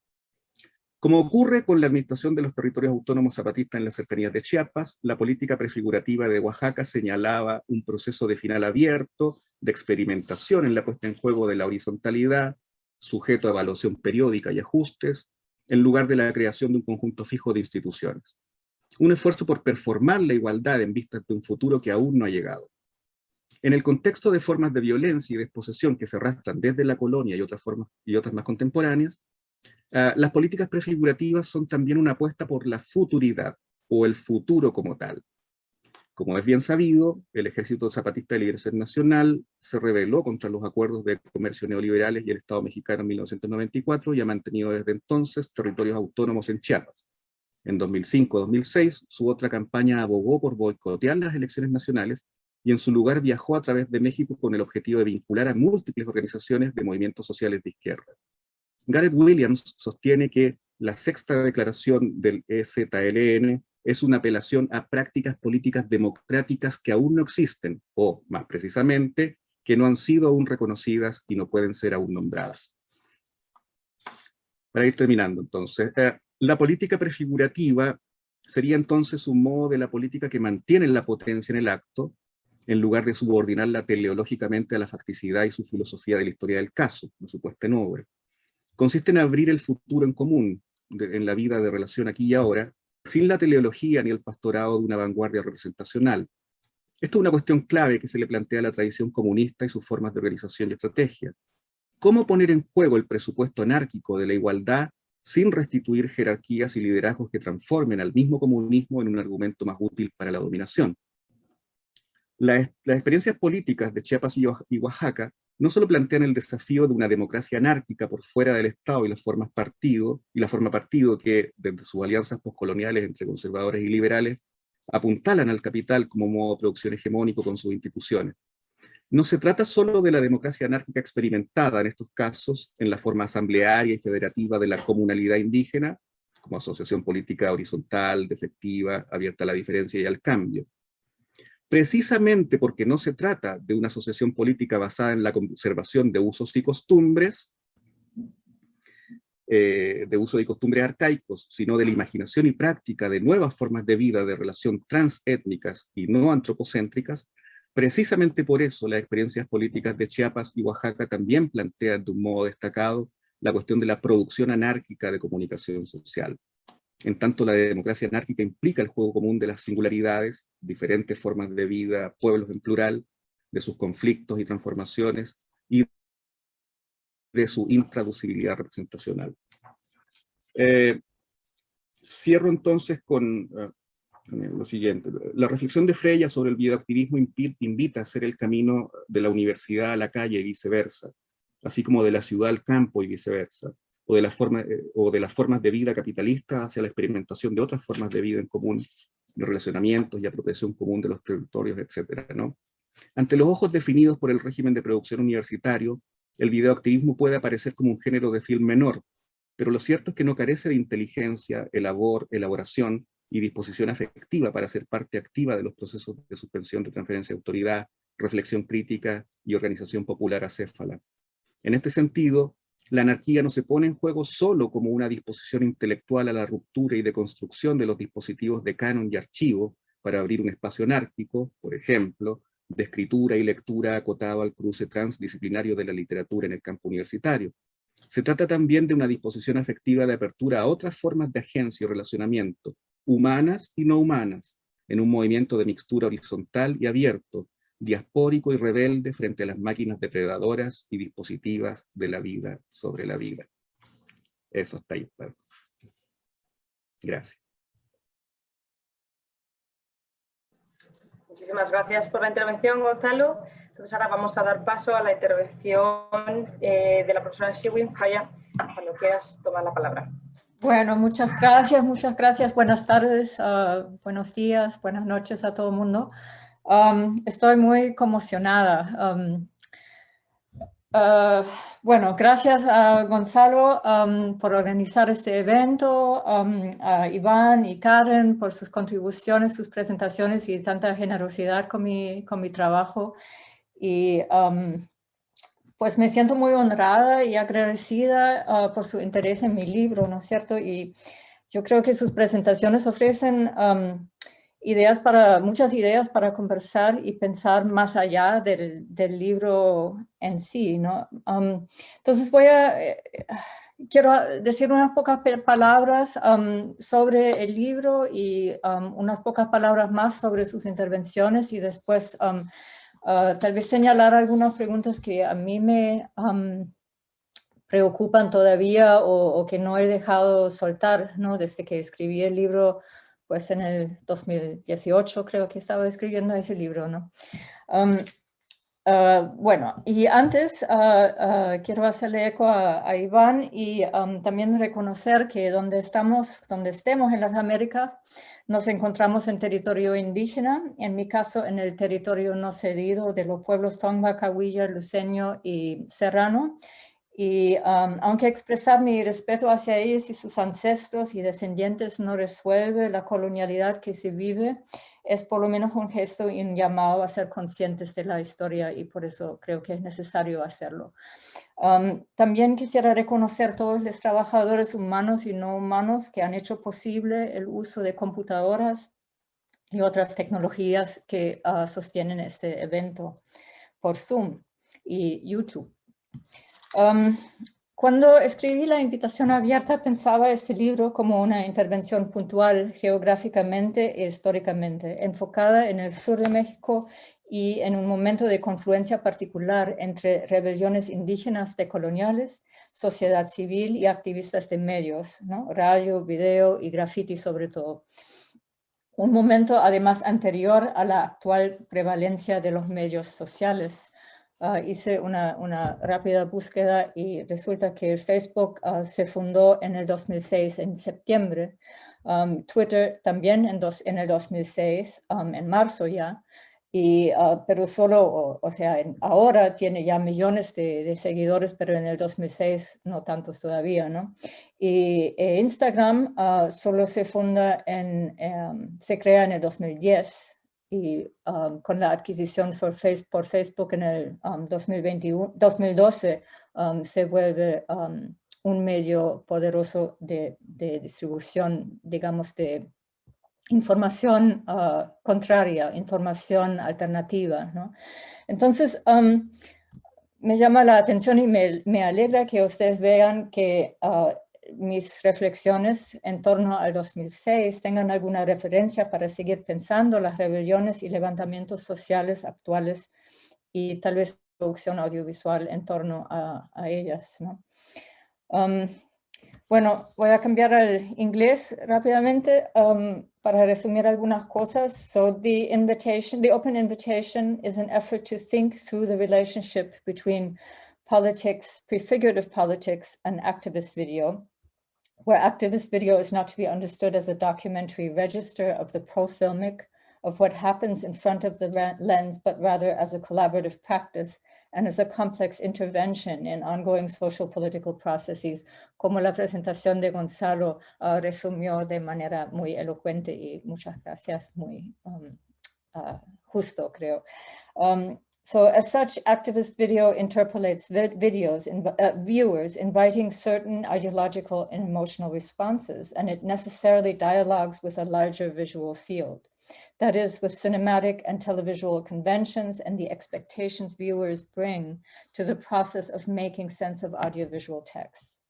Considering the importance of Latin American revolutionary filmmaking and the emergence of new forms of revolutionary processes in the 1990s, most notably the establishment of the Zapatista Autonomous Territory, my most important question was how we might be able to explain an apparent shift in revolutionary affect that activist videos make apprehensible. I asked, can the joy that today's activist videos transmit be explained politically? So, no trataba de imponer o de seleccionar un afecto de alegría o lo que sea para después pensar lo político o su relevancia con lo político, pero me llamó la atención, como también lo decía Iván en su presentación y en su experiencia de enseñar, en su caso videos sobre, producidos por Promedios, ¿no? Por el Chiapas Media Project, que surgen del territorio autónomo zapatista, ¿no? Donde la reacción frente a esos videos es ese, ¿no? Una energizing, right? Un sentir, en vez de sentirse deprimente o muy decaído, ¿no? La audiencia es como, ya, vamos a salir a la calle, vamos a hacer algo, hay que hacer algo, ¿no? Que también ha sido mi experiencia al enseñar esos videos también a nivel posgrado. So I found thinking through the relations between video and social activism particularly interesting in the context of the Oaxaca commune, the uprising in 2006 in southern Mexico, where a multifaceted social movement occupied the colonial city center of Oaxaca for 6 months before it was violently repressed. The Oaxaca commune became famous through the takeover of radio and television stations, what at one point I was considering as old media when compared with the newer media, and definitely when now compared with the social media que tenemos a la mano ahora, ¿no? Acompañado también de massive internet postings and video recordings of performance protests, and because of its amazing graffiti lo cual engancho poco, pero otros han escrito libros muy interesantes sobre la producción de graffiti si les interesa. So, en la invitación abierta exploro 3 aspectos claves, creo. One, the configuration of the Oaxaca commune and its Asamblea Popular de los Pueblos de Oaxaca as a form of prefigurative politics, widely considered a nascent form of revolution. I argue that the APO did not pursue an instrumental struggle for state power, but certainly signaled an open-ended process of experimenting with the enactment of horizontality, inspired not only by Marxism and anarchism, but also by feminism, and perhaps most importantly, by comunalidad. Comunalidad is a form of self-governance practice in Oaxaca's many autonomous municipalities that is similar in some ways to the experimental process of buen gobierno in the Zapatista autonomous territories. So I maintain in the book that indigenous organizations and their movements toward autonomy were indeed of key importance for the Oaxaca commune. They served as an inspiration for many participants that experimented with consensus governance in view of future as such. So esa sería una cuestión a pensar, creo, si uno compara la situación en el sur de México en ese momento, pero también actualmente, con otros contextos, digamos Bolivia o Chile o Argentina, ¿no? Donde la presencia de las demandas indígenas, la presencia de las demandas decoloniales tal vez no tengan el mismo peso siempre. En Bolivia sí, pero en Chile, en Argentina, sería un momento, un elemento para conversar, creo. Second, I study the participation of video activists in this movement of movements. Many video activists and filmmakers who either already lived in Oaxaca or traveled there were linked to the decades-old collaborative indigenous media movement.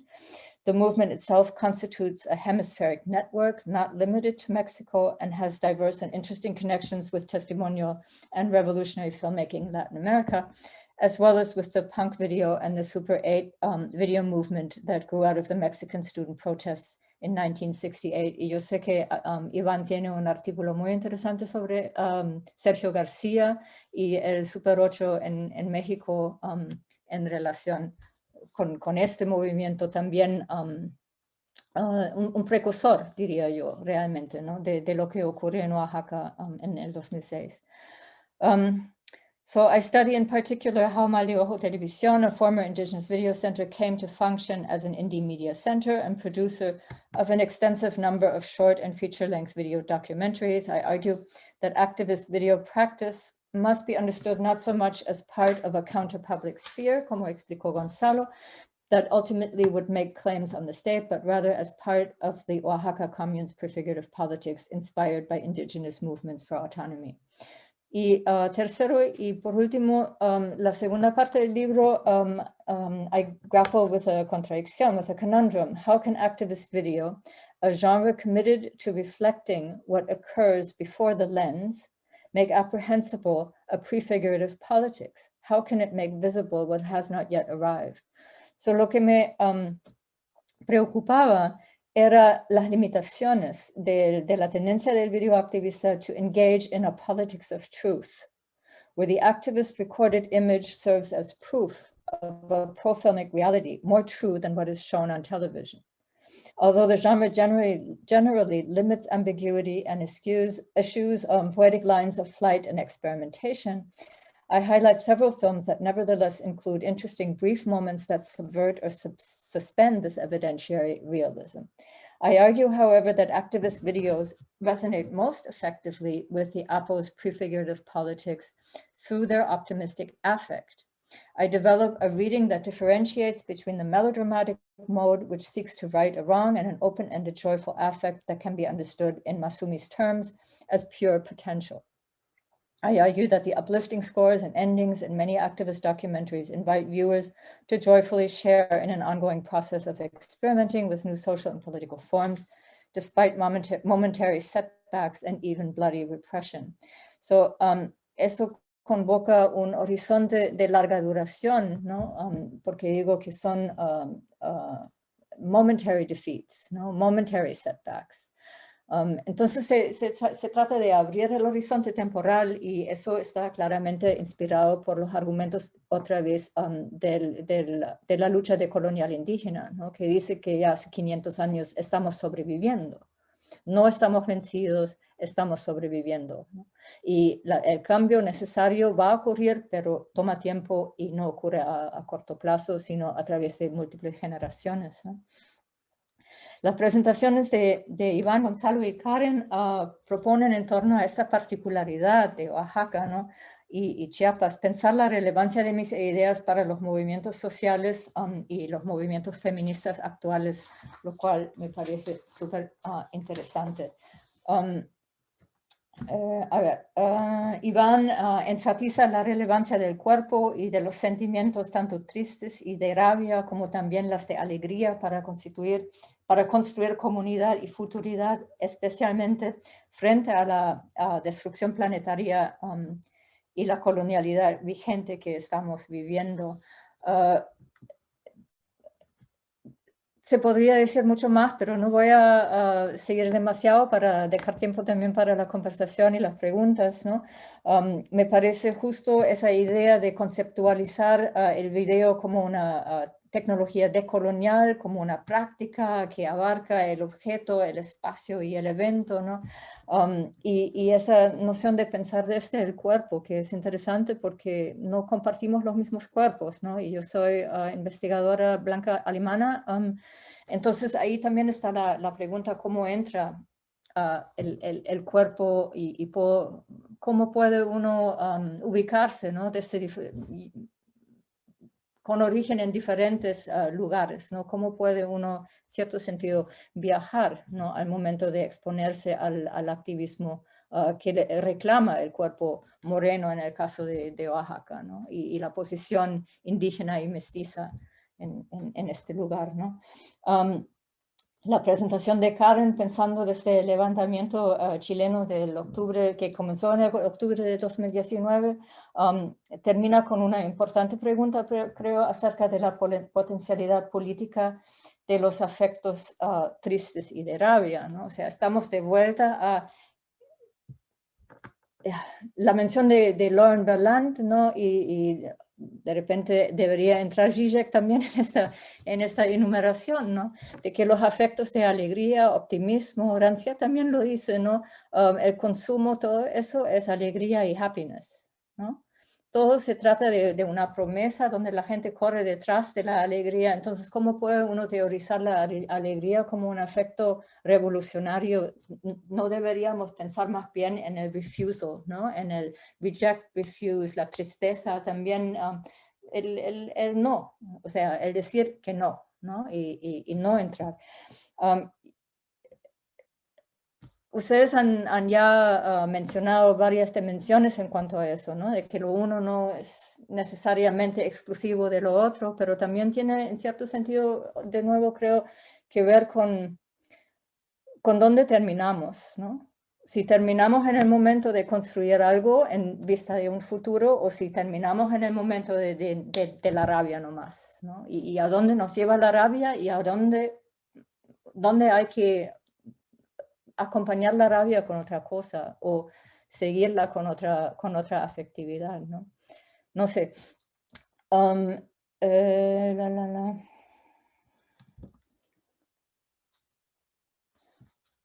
Me encantó el enfoque en un poquito en el uso del diminutivo, Karen, porque a mí no se me ocurrió para nada profundizar en eso, ¿no? Pero muy, muy lindo y muy acertado. Claro, como volver algo que normalmente no se evalúa como algo y se convierte en el gesto revolucionario que desencadena un levantamiento total, ¿no? Allí. Gonzalo, el trabajo de Gonzalo lindo profundiza en cómo se ha teorizado el afecto y lo prefigurativo y la relación entre cuerpo y mente. Y yo conozco una versión más larga de este trabajo donde entra en mucho detalle y profundiza en cómo Heidegger y Spinoza han pensado la relación entre cuerpo y mente en relación al afecto. Y no surgió en lo que presentaste ahora, Gonzalo, pero yo sé que en ese trabajo también está la pregunta, ¿no? Si las reflexiones mías acerca del video en México se prestan para entender el videoactivismo en el contexto chileno. Si eso funciona o no funciona. Es una pregunta abierta, creo yo. Si realmente esas reflexiones en torno a un lugar específico, un momento histórico específico, un momento de tecnologías de medios específico, ¿no? Tiene relevancia todavía en el momento de la difusión por Facebook, Instagram, etcétera, ¿no? Y los formatos que imponen esas tecnologías en contextos interesantes como Chile, ¿no? Bueno, para mí, una serie de conceptos que me siguen de preocupar, ¿no? Cómo entender estos trabajos comunitarios, su calidad frecuentemente meditativa y su interpelación afectiva. O sea, si yo miro ahora, eso conversamos esta mañana con Iván en otra ocasión también, mucho de lo que está surgiendo en términos de videos comunitarios y videos activistas, si ustedes quieren, ¿no? Tienen un afecto que no es ni alegría ni rabia. Es algo que más bien yo llamaría meditativo, algo cotidiano, algo muy súper tranquilo, calma, una cierta calma. Entonces, ¿qué tiene ese afecto que ver en el mundo del espectáculo, de todos esos eventos climáticos, etcétera, de la intensificación del afecto que vivimos bajo Trump también, ¿no? ¿Qué hacer con esa idea de lo cotidiano, de lo comunal, de lo calmo, ¿no? De la tranquilidad? ¿Qué significa participar en la política prefigurativa en un planeta disminuido bajo un régimen capitalista más militarizado y potente que nunca y avalado por el racismo, el sexismo y la homofobia desenmascaradas? ¿Cómo entender el papel de los medios en el momento de la omnipresencia de los medios sociales? Y cómo pensar, eso es realmente una pregunta que me preocupa desde que empecé con la investigación como estudiante, ya hace creo que 20 años atrás. ¿Cómo pensar el cine y video no tanto en términos de un objeto, un medio de representación que se vuelve un objeto de estudio, sino como un cine fugitivo, cine prófugo, un espacio de pensamiento? Algo que se escapa de las tradiciones de la teoría del cine, de cómo estudiamos el cine como una relación entre espectador y pantalla, ¿no? Pero, ¿qué más? ¿O qué otra manera de aproximarnos en ese sentido al audiovisual, ¿no? Como una forma de discurso que se puede poner en diálogo con otros discursos, ¿no? No sé si me hago muy clara con eso, pero es una cuestión que me sigue.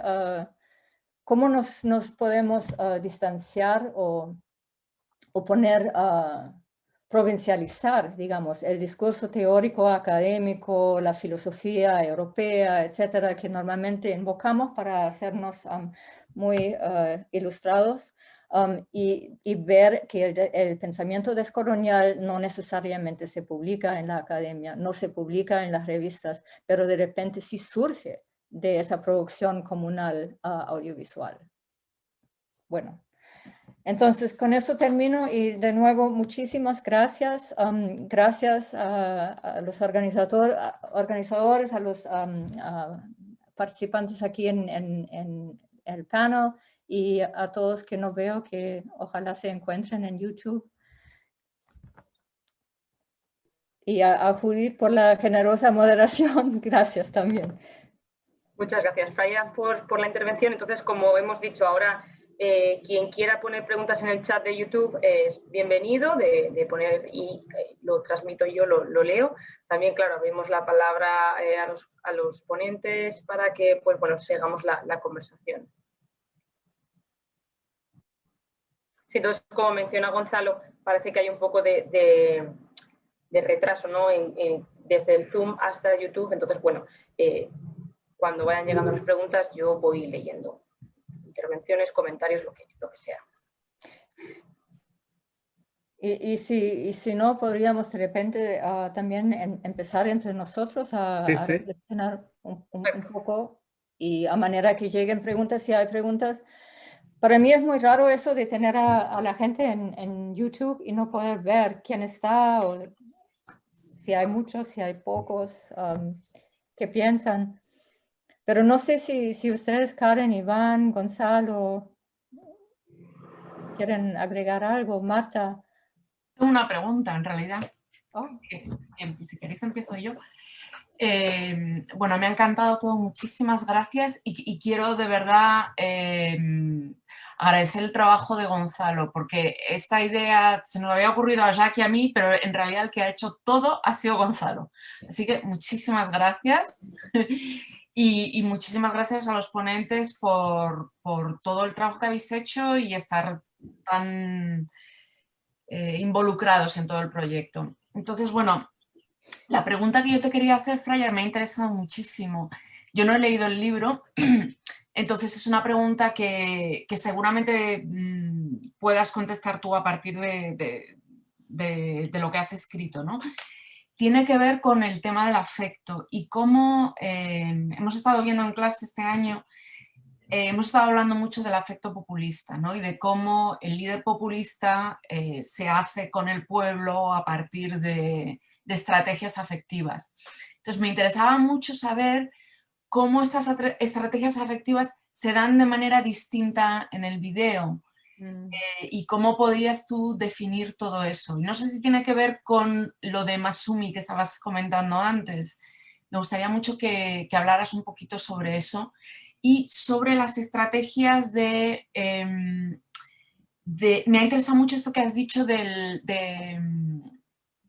la política de la verdad, de que la política de la verdad, el activismo la puede hacer desaparecer, ¿no? O la subvierte. Esta política de la verdad que aparece, bueno, explícalo mejor, pero que se da normalmente en cierto tipo de documentales, ¿no? Y cómo aquí esto se ve subvertido. Eso nada más.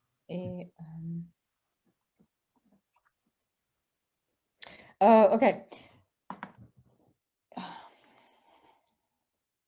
So, yo no tengo una base con la cual podría ahora decir, bueno, el afecto del populismo es tal, ¿no? O lo podemos entender de tal manera. Pero lo que se me viene a la mente ahora, muy espontáneamente en cierto sentido, ¿no?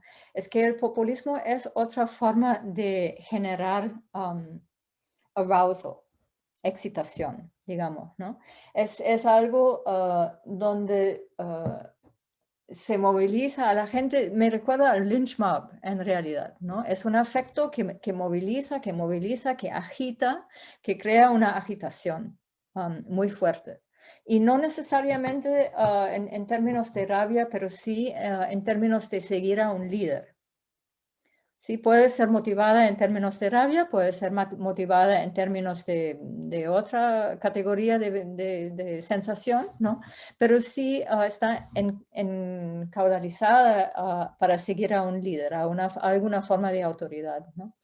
Y yo creo que eso es diferente de los afectos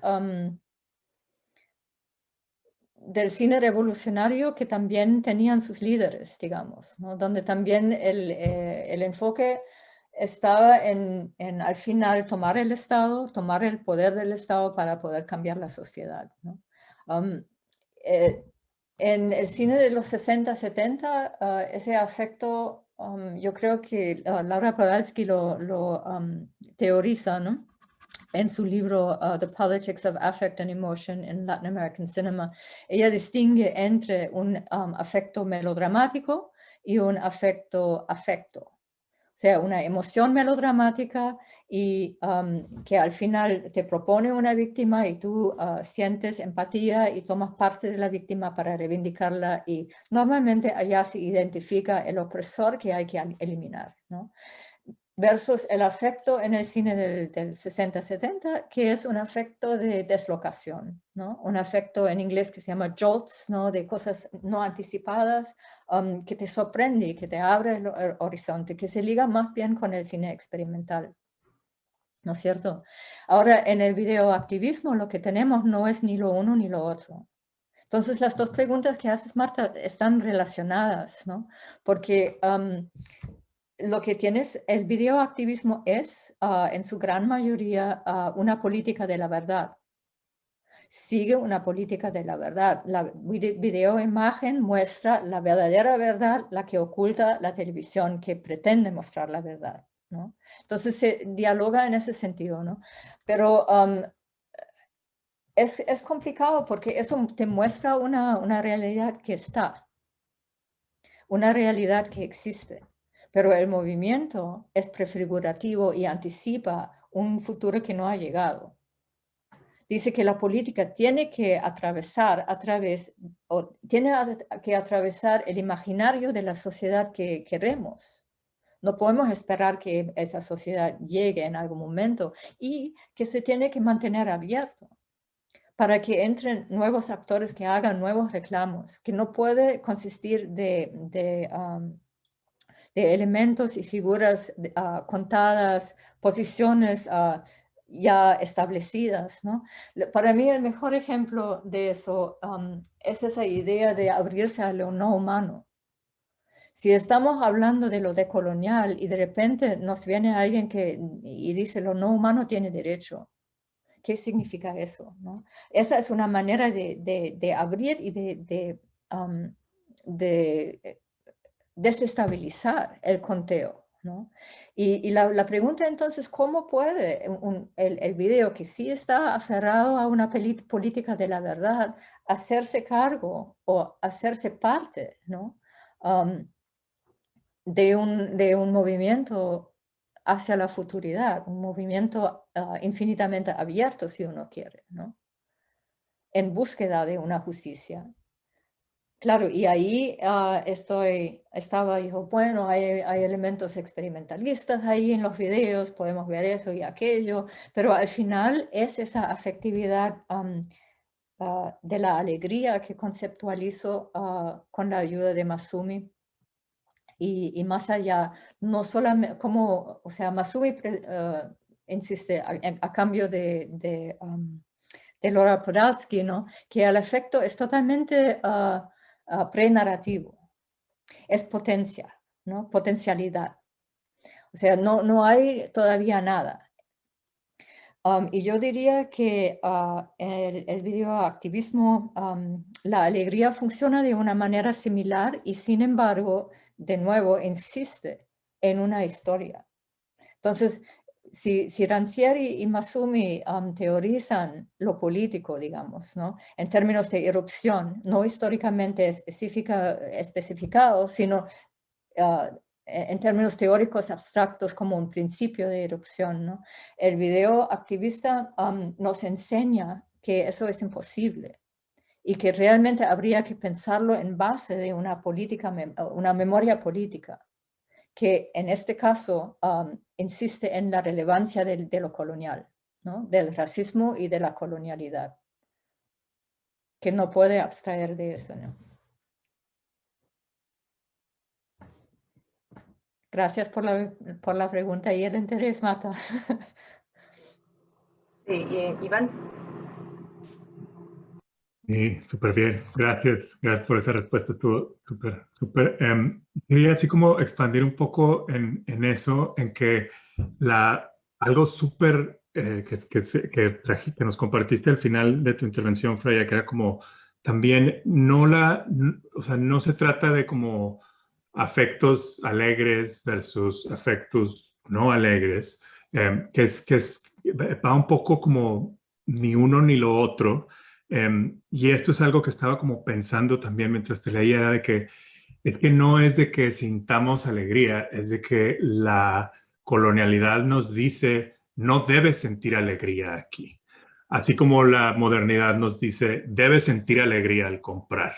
Entonces, lo que estos videos están generando también es, además de la calma en el sentido de como espectador, te voy a presentar una serie de imágenes que van a construir la verdadera verdad de lo que está sucediendo en estos lugares. Hay como una estructura de alentar que también va muy con la idea de la temporalidad moderna colonial, de alentar la realidad y de alentar también la afectividad, para que la afectividad que surja en el espectador sea una afectividad relacionada directamente con las imágenes y con las imágenes y con la memoria política que se está construyendo en ese momento y no con la historia. Porque la historia con H mayúsculas es la que nos educa como cuerpos a sentir. Entonces, eso me llamó mucho la atención. Al momento que dijiste como la calma, la tranquilidad, la meditación y lo cotidiano, me parece que hay mucho ahí que explorar, y que pensar en los terrenos de la afectividad, además de pensar en cómo la afectividad motiva el accionar político, por ejemplo, el efecto del populismo, pensar también en cómo ver estos videos me han hecho pensar también en cómo la afectividad, la misma afectividad puede ser subvertida de cierta manera, en el sentido de que hay un régimen afectivo atado a una cierta sociabilidad, que es el que se va activando constantemente con la inscripción de estos eventos. Es lo que vemos ahora, por ejemplo, comparando Oaxaca de 2006 a México ahora. Pero eso me llamó mucho la atención. Gracias. Sí, Gonzalo. Gracias. Sí, estaba pensando digamos, en el clivaje, ¿no? Política prefigurativa, política de la verdad. Claro, por una parte tenemos la política de la verdad bajo el índice, ¿no? De la inversión libidinal, afectiva en el líder, de la temporalidad vanguardista, de la hegemonía, ¿no? Con todas sus formas de pastoreo y pedagogismo, en función de alguna suerte de conciencia mejorada, en fin, ¿no? Y por otra parte tendríamos esta política prefigurativa, ¿no? que instala como Freya en el libro, a partir de Karl Box y Gareth Williams, ¿no? Entonces la pregunta que me surge en relación con el videoactivismo, ¿no? Es muy simple, pero difícil de responder, ¿no? La pregunta sería, o sea, no difícil de responder, sino que, bueno, la pregunta es esta, ¿no? Si acaso el videoactivismo sale o no sale de la paradoja que detecta Boris Groys en un libro que, si no me equivoco, también es del 2006, un libro sobre Stalin, ¿no? Y la paradoja de Boris Groys es la siguiente, ¿no? O sea, en relación con la vanguardia soviética. Por un lado, el vanguardismo soviético, ¿no? Quiere mostrar al espectador que está siendo manipulado por las imágenes y por el arte burgués, pero para hacerlo tiene que pastorearlo, tiene que manipularlo, tiene que pedagogizarlo, ¿no? A ese mismo espectador, ¿no? O sea, en el fondo lo que hace es borra lo que hace en el mismo acto de hacerlo, por ejemplo, ¿no? O sea, la pregunta un poco es eso, ¿no? ¿En qué medida tú ves que el videoactivismo, poniendo en juego una política figurativa, y cómo, en qué sentido puede escapar, digamos, a la paradoja que detecta Boris Groys en ese libro, ¿no? Que es el libro sobre la obra de arte total, ¿no? Stalin. Bueno, tiene claramente relación con que el video es colaborativo, ¿no? O sea, el afecto, la alegría, etcétera, es en torno al activismo, es en torno a la comunalidad, ¿no? Es en torno a las interrelaciones entre la gente y esa noción de que distinta de la temporalidad, ¿no? Pero por otra parte tiene que ver con la producción colaborativa, ¿no? Con una horizontalidad en el video mismo. O sea, el video no es como el cine soviético, un producto al final que se les da a los espectadores, sino es algo que acompaña un levantamiento y lo extiende temporalmente, ¿no? en el momento en que Iván y yo mostramos esas películas en la universidad, en Riverside, en el aula, sigue en cierto sentido esa temporalidad del levantamiento, ¿no? Se reinicia y se reincita algo, ¿no? Yo creo que eso no es una oposición. La oposición no es posible, como indicas tú, ¿no?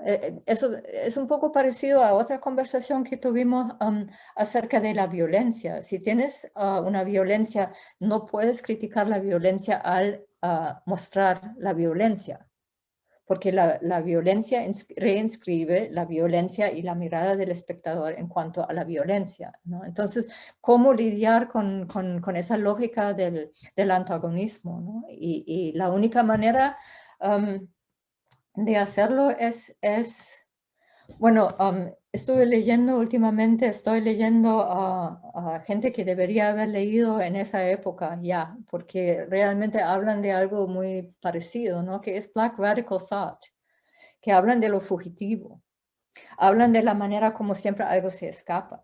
Tratan de teorizar la manera de sobrevivir y de seguir pensando un archivo muy distinto, una aproximación crítica muy diferente, no a través de la confrontación, sino a través del escape, ¿no? Yo creo que algo parecido funciona aquí también, ¿no? Tanto en la práctica política como en la práctica mediática, que es la práctica política, una dimensión de la práctica política. Karen.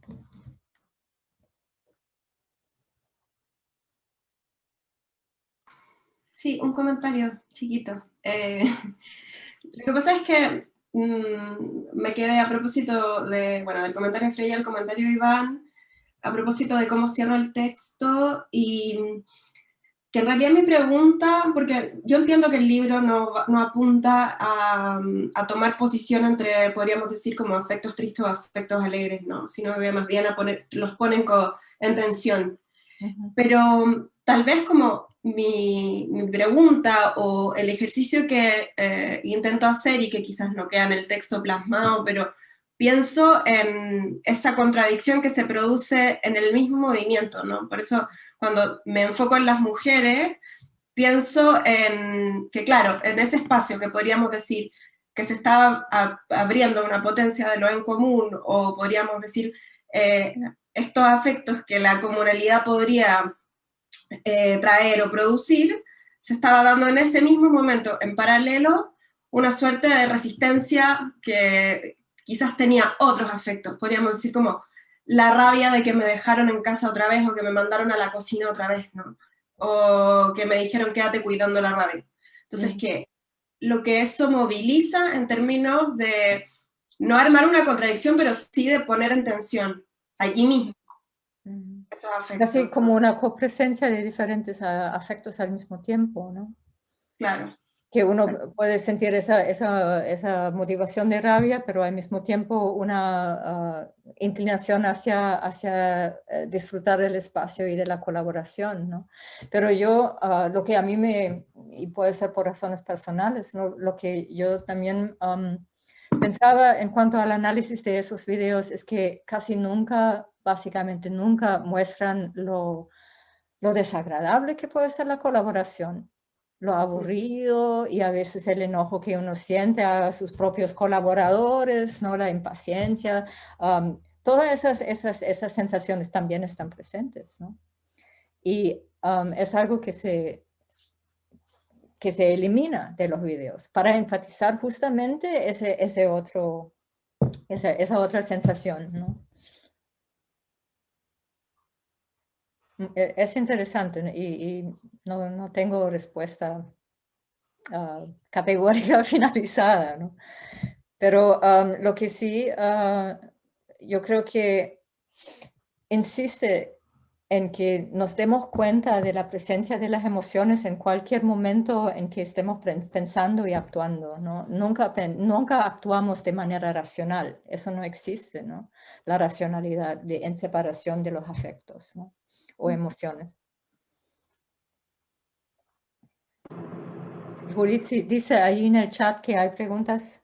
Sí, las iba a leer. Voy a leer entonces, como decía antes, las preguntas que están en el chat de YouTube. Tenemos primeramente una pregunta de Antonio José Rivera Montoya. La pregunta dice, entendiendo que las imágenes pueden ser editadas, censuradas y por lo tanto usadas con fines políticos, ¿cómo reconocemos de un producto final que viene de la calle la gente? ¿O cómo puede reconocer ese afecto como la política de la verdad? No entiendo la pregunta. La voy a repetir otra vez. Dice, entendiendo que las imágenes pueden ser editadas, censuradas y por lo tanto usadas con fines políticos, ¿cómo reconocemos un producto final que viene desde la calle, que viene desde la gente?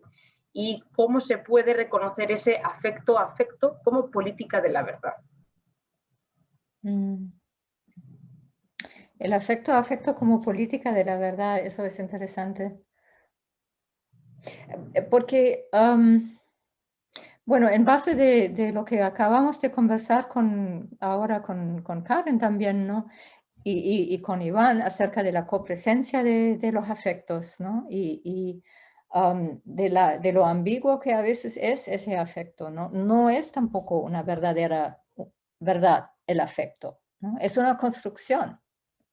O sea, la intervención del video diciendo que de lo que se trata es joy, alegría, ¿no? Es una construcción, es un destilamiento, ¿no? Para enfatizar un cierto aspecto que dice en base de esa alegría podemos seguir. No podemos seguir a largo plazo en base de la rabia, ¿no? Y en términos de las imágenes censuradas, políticas, pues la propuesta es que habría que pensar lo que significa lo político, ¿no? En el libro trato de pensar diferentes maneras de articular lo que es lo político, ¿no? Una sería con Rancière proponiendo que lo que se normalmente teoriza como política en realidad es control, es policía, ¿no? Es el final, el fin de lo político, y que lo político habría que pensarlo como una irrupción, como una reubicación de quienes cuentan como actores, sujetos políticos, qué tipo de discurso tiene relevancia para la conversación, qué tipo de reclamo, ¿no? O sea, lo político sería eso que totalmente reconfigura el plano de la actuación y de lo pensable, de lo sentible, ¿no? Y claro, pero pensando desde el contexto de Oaxaca, eso no es nunca simplemente una erupción en sí. O sea, ahí también cabe cualquier tipo de fascismo, si ustedes quieren, ¿no? Lo que hay que pensar es cómo entonces teorizar una política que lleva no sé, a la horizontalidad, a la justicia, al futuro, ¿no? Porque estamos en camino a la destrucción del mundo. Entonces, el reto es cómo pensar la posibilidad de seguir viviendo en este planeta. Eso está al final en el tapete aquí en la mesa, ¿no? No sé si eso responde a la pregunta de Toño.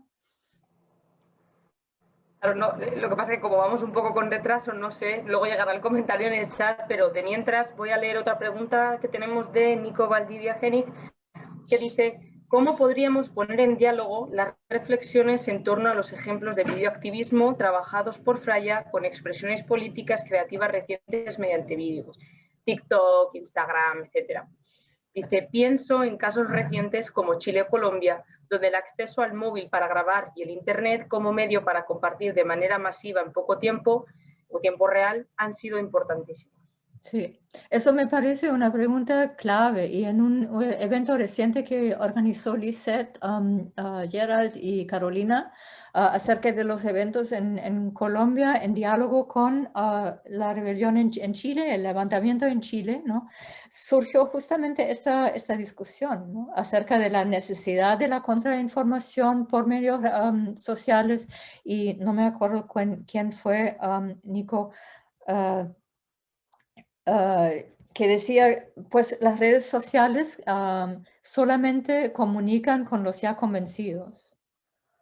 O sea, el problema es que no hay contrainformación en realidad en las redes sociales, porque los fachos leen a los medios fachos y las redes sociales fachas, y los de la izquierda leen a la izquierda. Entonces hay una fragmentación de la conversación que habría que pensar en realidad, porque en Oaxaca ya ocurre algo parecido, si ustedes quieren, ¿no? Por eso la invitación abierta no es una invitación ilimitada tampoco. Es una invitación a aquellos que se pueden dejar convencer y que ya están convencidos, porque el Opus Dei igual nunca va a participar. Y eso es una idea que surge en el trabajo de Gareth, ¿no? De Gareth Williams, donde él teoriza la sexta declaración justamente en esos términos, ¿no? Donde la sexta declaración es una invitación a participar en la otra campaña, pero va extendida no a la derecha, sino a las diferentes organizaciones sociales de la izquierda, ¿no? En sus diferentes manifestaciones. Claro, pero yo creo que no se acaba ya. No sé si ustedes tienen alguna una reflexión, Karen, Iván, Gonzalo, acerca de los medios sociales, ¿no?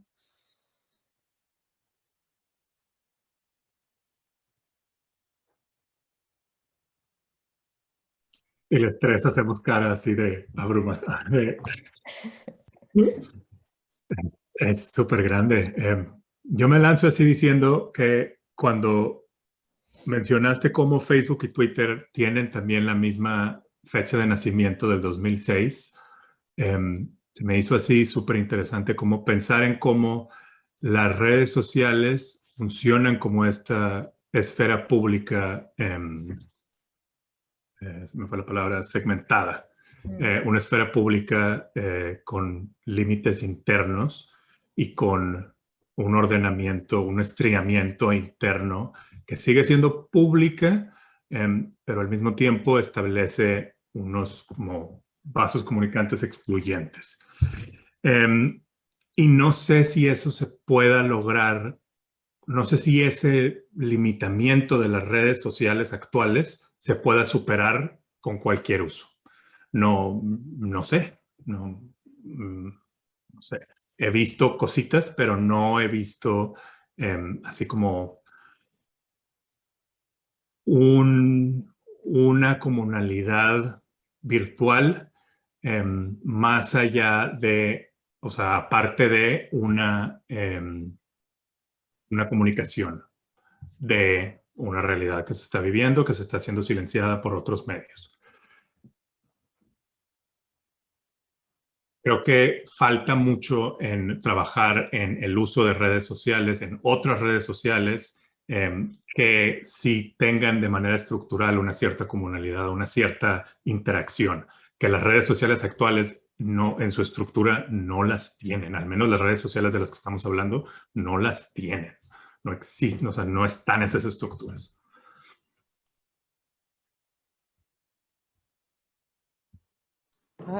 Karen tiene la mano levantada, no sé si la ves, Judith. Sí, en realidad yo tengo como un recuerdo, ¿no? Yo le comenté a Gonzalo cuando estaba leyendo el libro que había recordado que cuando era más chica, tipo 19 años, fui indimedista y que lo había, o sea, fue parte del colectivo Indimedia Chile, y que lo había recordado a propósito del problema de la contrainformación, o como, digamos, aparece tratado en el libro, y cómo todo esto proviene también de las protestas de Seattle y de esa organización. Y que para nosotros hacer contrainformación en ese tiempo tenía una serie de medios que eran efectivamente alternativos y que tenían unos resguardos, además, que hoy no tienen las redes sociales. Y que además nosotros trabajábamos todavía en formato analógico, es decir, nosotros teníamos cámaras que eran digitales para ese momento, pero que eran cámaras que nos costaba mucho conseguir, pero eran cámaras que una llevaba a la protesta, que cuidaba, que resguardaba, que luego hacía pasar por medios que digo que hoy no es que no existan, ¿no? Existen todavía medios de contrainformación y canales que no van por las redes, podríamos decir como las redes sociales más clásicas, pero digamos, la palabra contrainformación del modo en que yo creo que la entendíamos hace 20 años, se muestra un poco en el libro, ¿no? Porque viene de esa tradición, yo diría, también, o sea, quiénes son directores también de las películas, ¿no? O de algunas de las películas que están allí, se ha perdido. Y esta cuestión de que ahora todos somos autores a través del celular y de nuestro propio hacer videos, también está cooptado en cierto modo también por una hegemonía de la imagen que se comparte o que es necesario compartir o que da realidad a la protesta y que muchas veces también termina siendo una imagen solo de violencia y no de la organización. No sé, creo que hay varias cosas que se pueden tomar, pero creo que hay una diferencia súper marcada entre ese modo de contrainformación, no estoy haciendo como una apología al pasado, pero entre quizás lo que se puede leer en el libro y hoy.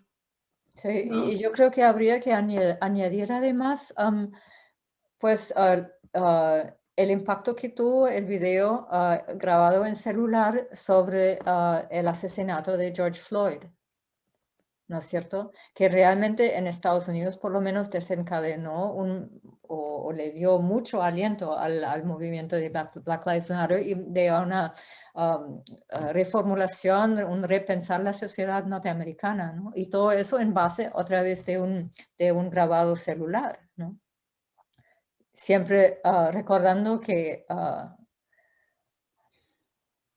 o sea, en ningún momento allá se cuestiona la necesidad de una verdadera verdad que se debe difundir y se difunde a través de los medios sociales en 8 minutos, 9 minutos, ¿no? Y los que no lo vimos, yo no puedo mirar eso, pero sí sé de la existencia, ¿no? O sea, llega hasta aquellos que no ven la imagen, que es también interesante, ¿no? Sí, en relación con la cuestión de la segmentación algorítmica de las redes sociales, yo creo que es problemático porque choca de alguna manera con algo que me parece que es clave como un índice para entender el pensamiento que está en juego en el libro de Freya, y que en gran medida se trata de un pensamiento de la potencia y no un pensamiento categorial. O sea, precisamente eso hace una gran diferencia en la medida en que la segmentación algorítmica, tanto de la conectividad como de la circulación,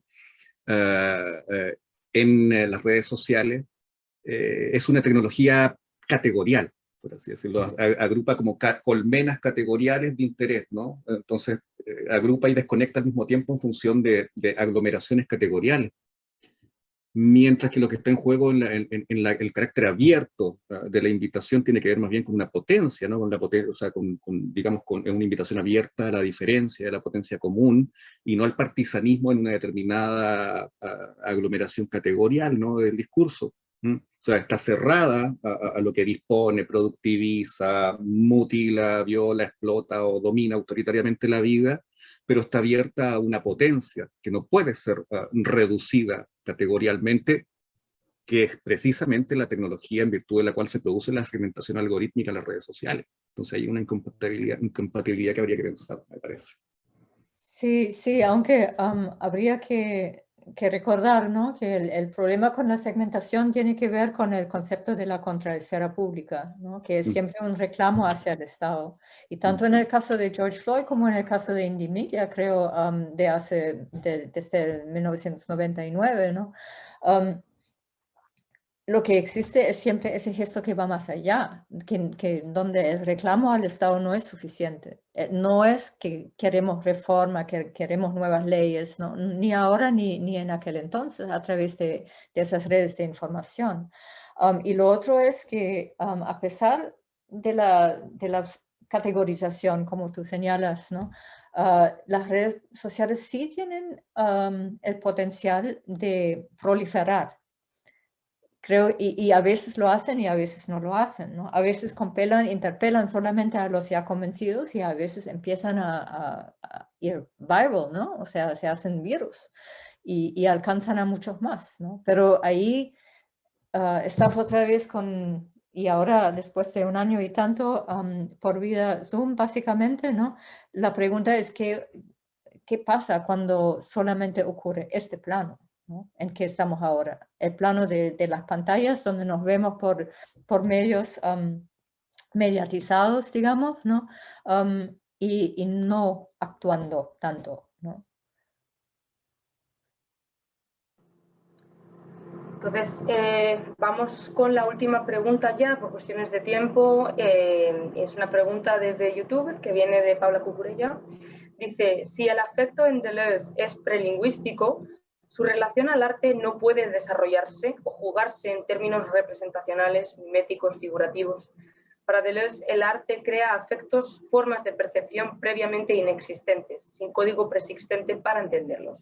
Hay una inadecuación, palabra que me cuesta decir, me acabo de dar cuenta, o diferencia entre ontologías aquí, es decir, la del afecto en Deleuze y la del arte considerado como una manifestación que tiene significado. Teniendo en cuenta estas consideraciones, se pregunta Paula por la validez metodológica de teorizar uno con el otro.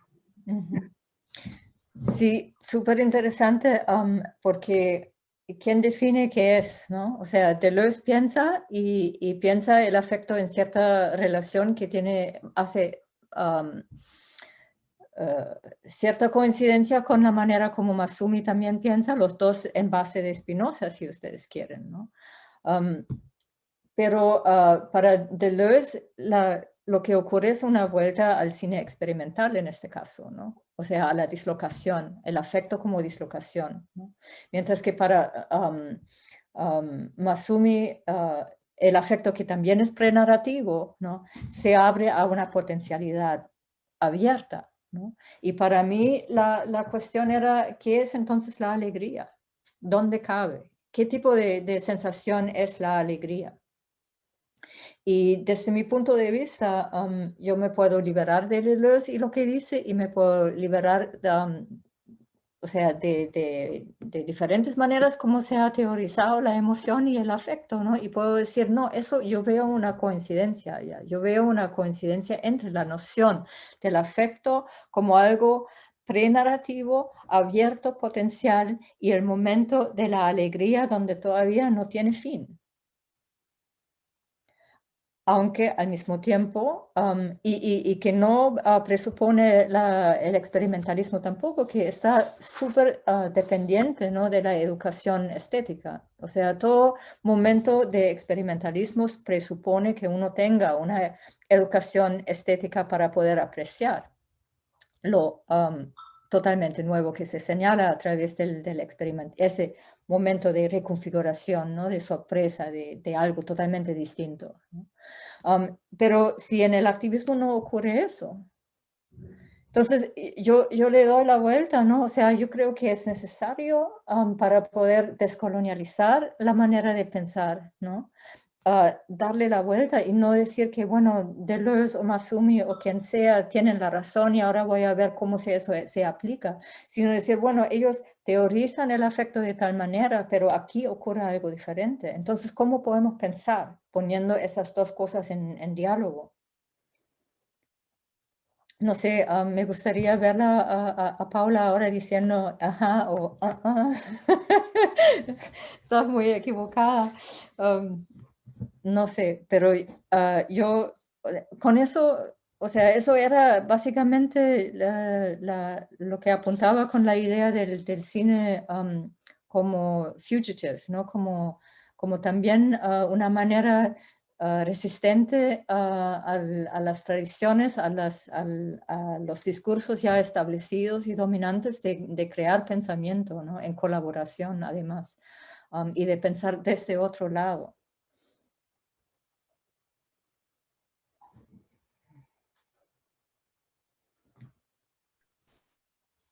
Me voy a mudar. No, mira, te puedo aprovechar así. Responde Paula, excelente, muchas gracias, estoy de acuerdo. Tenemos head notes desde la virtualidad sin cuerpos. Genial, saludos Paula. Oye, hemos alcanzado el tiempo por formato y capacidad de registro, así que vamos a tener que dejar hasta aquí este maravilloso y riquísimo primer encuentro. Les agradezco mucho, Freya, Karen, Marta, Iván, Judith, haber hecho parte de este panel, a todos los espectadores, a todos los auditores, evidentemente también. Ya vamos a anunciar las próximas actividades que se vienen. Y 1.000.000 de gracias.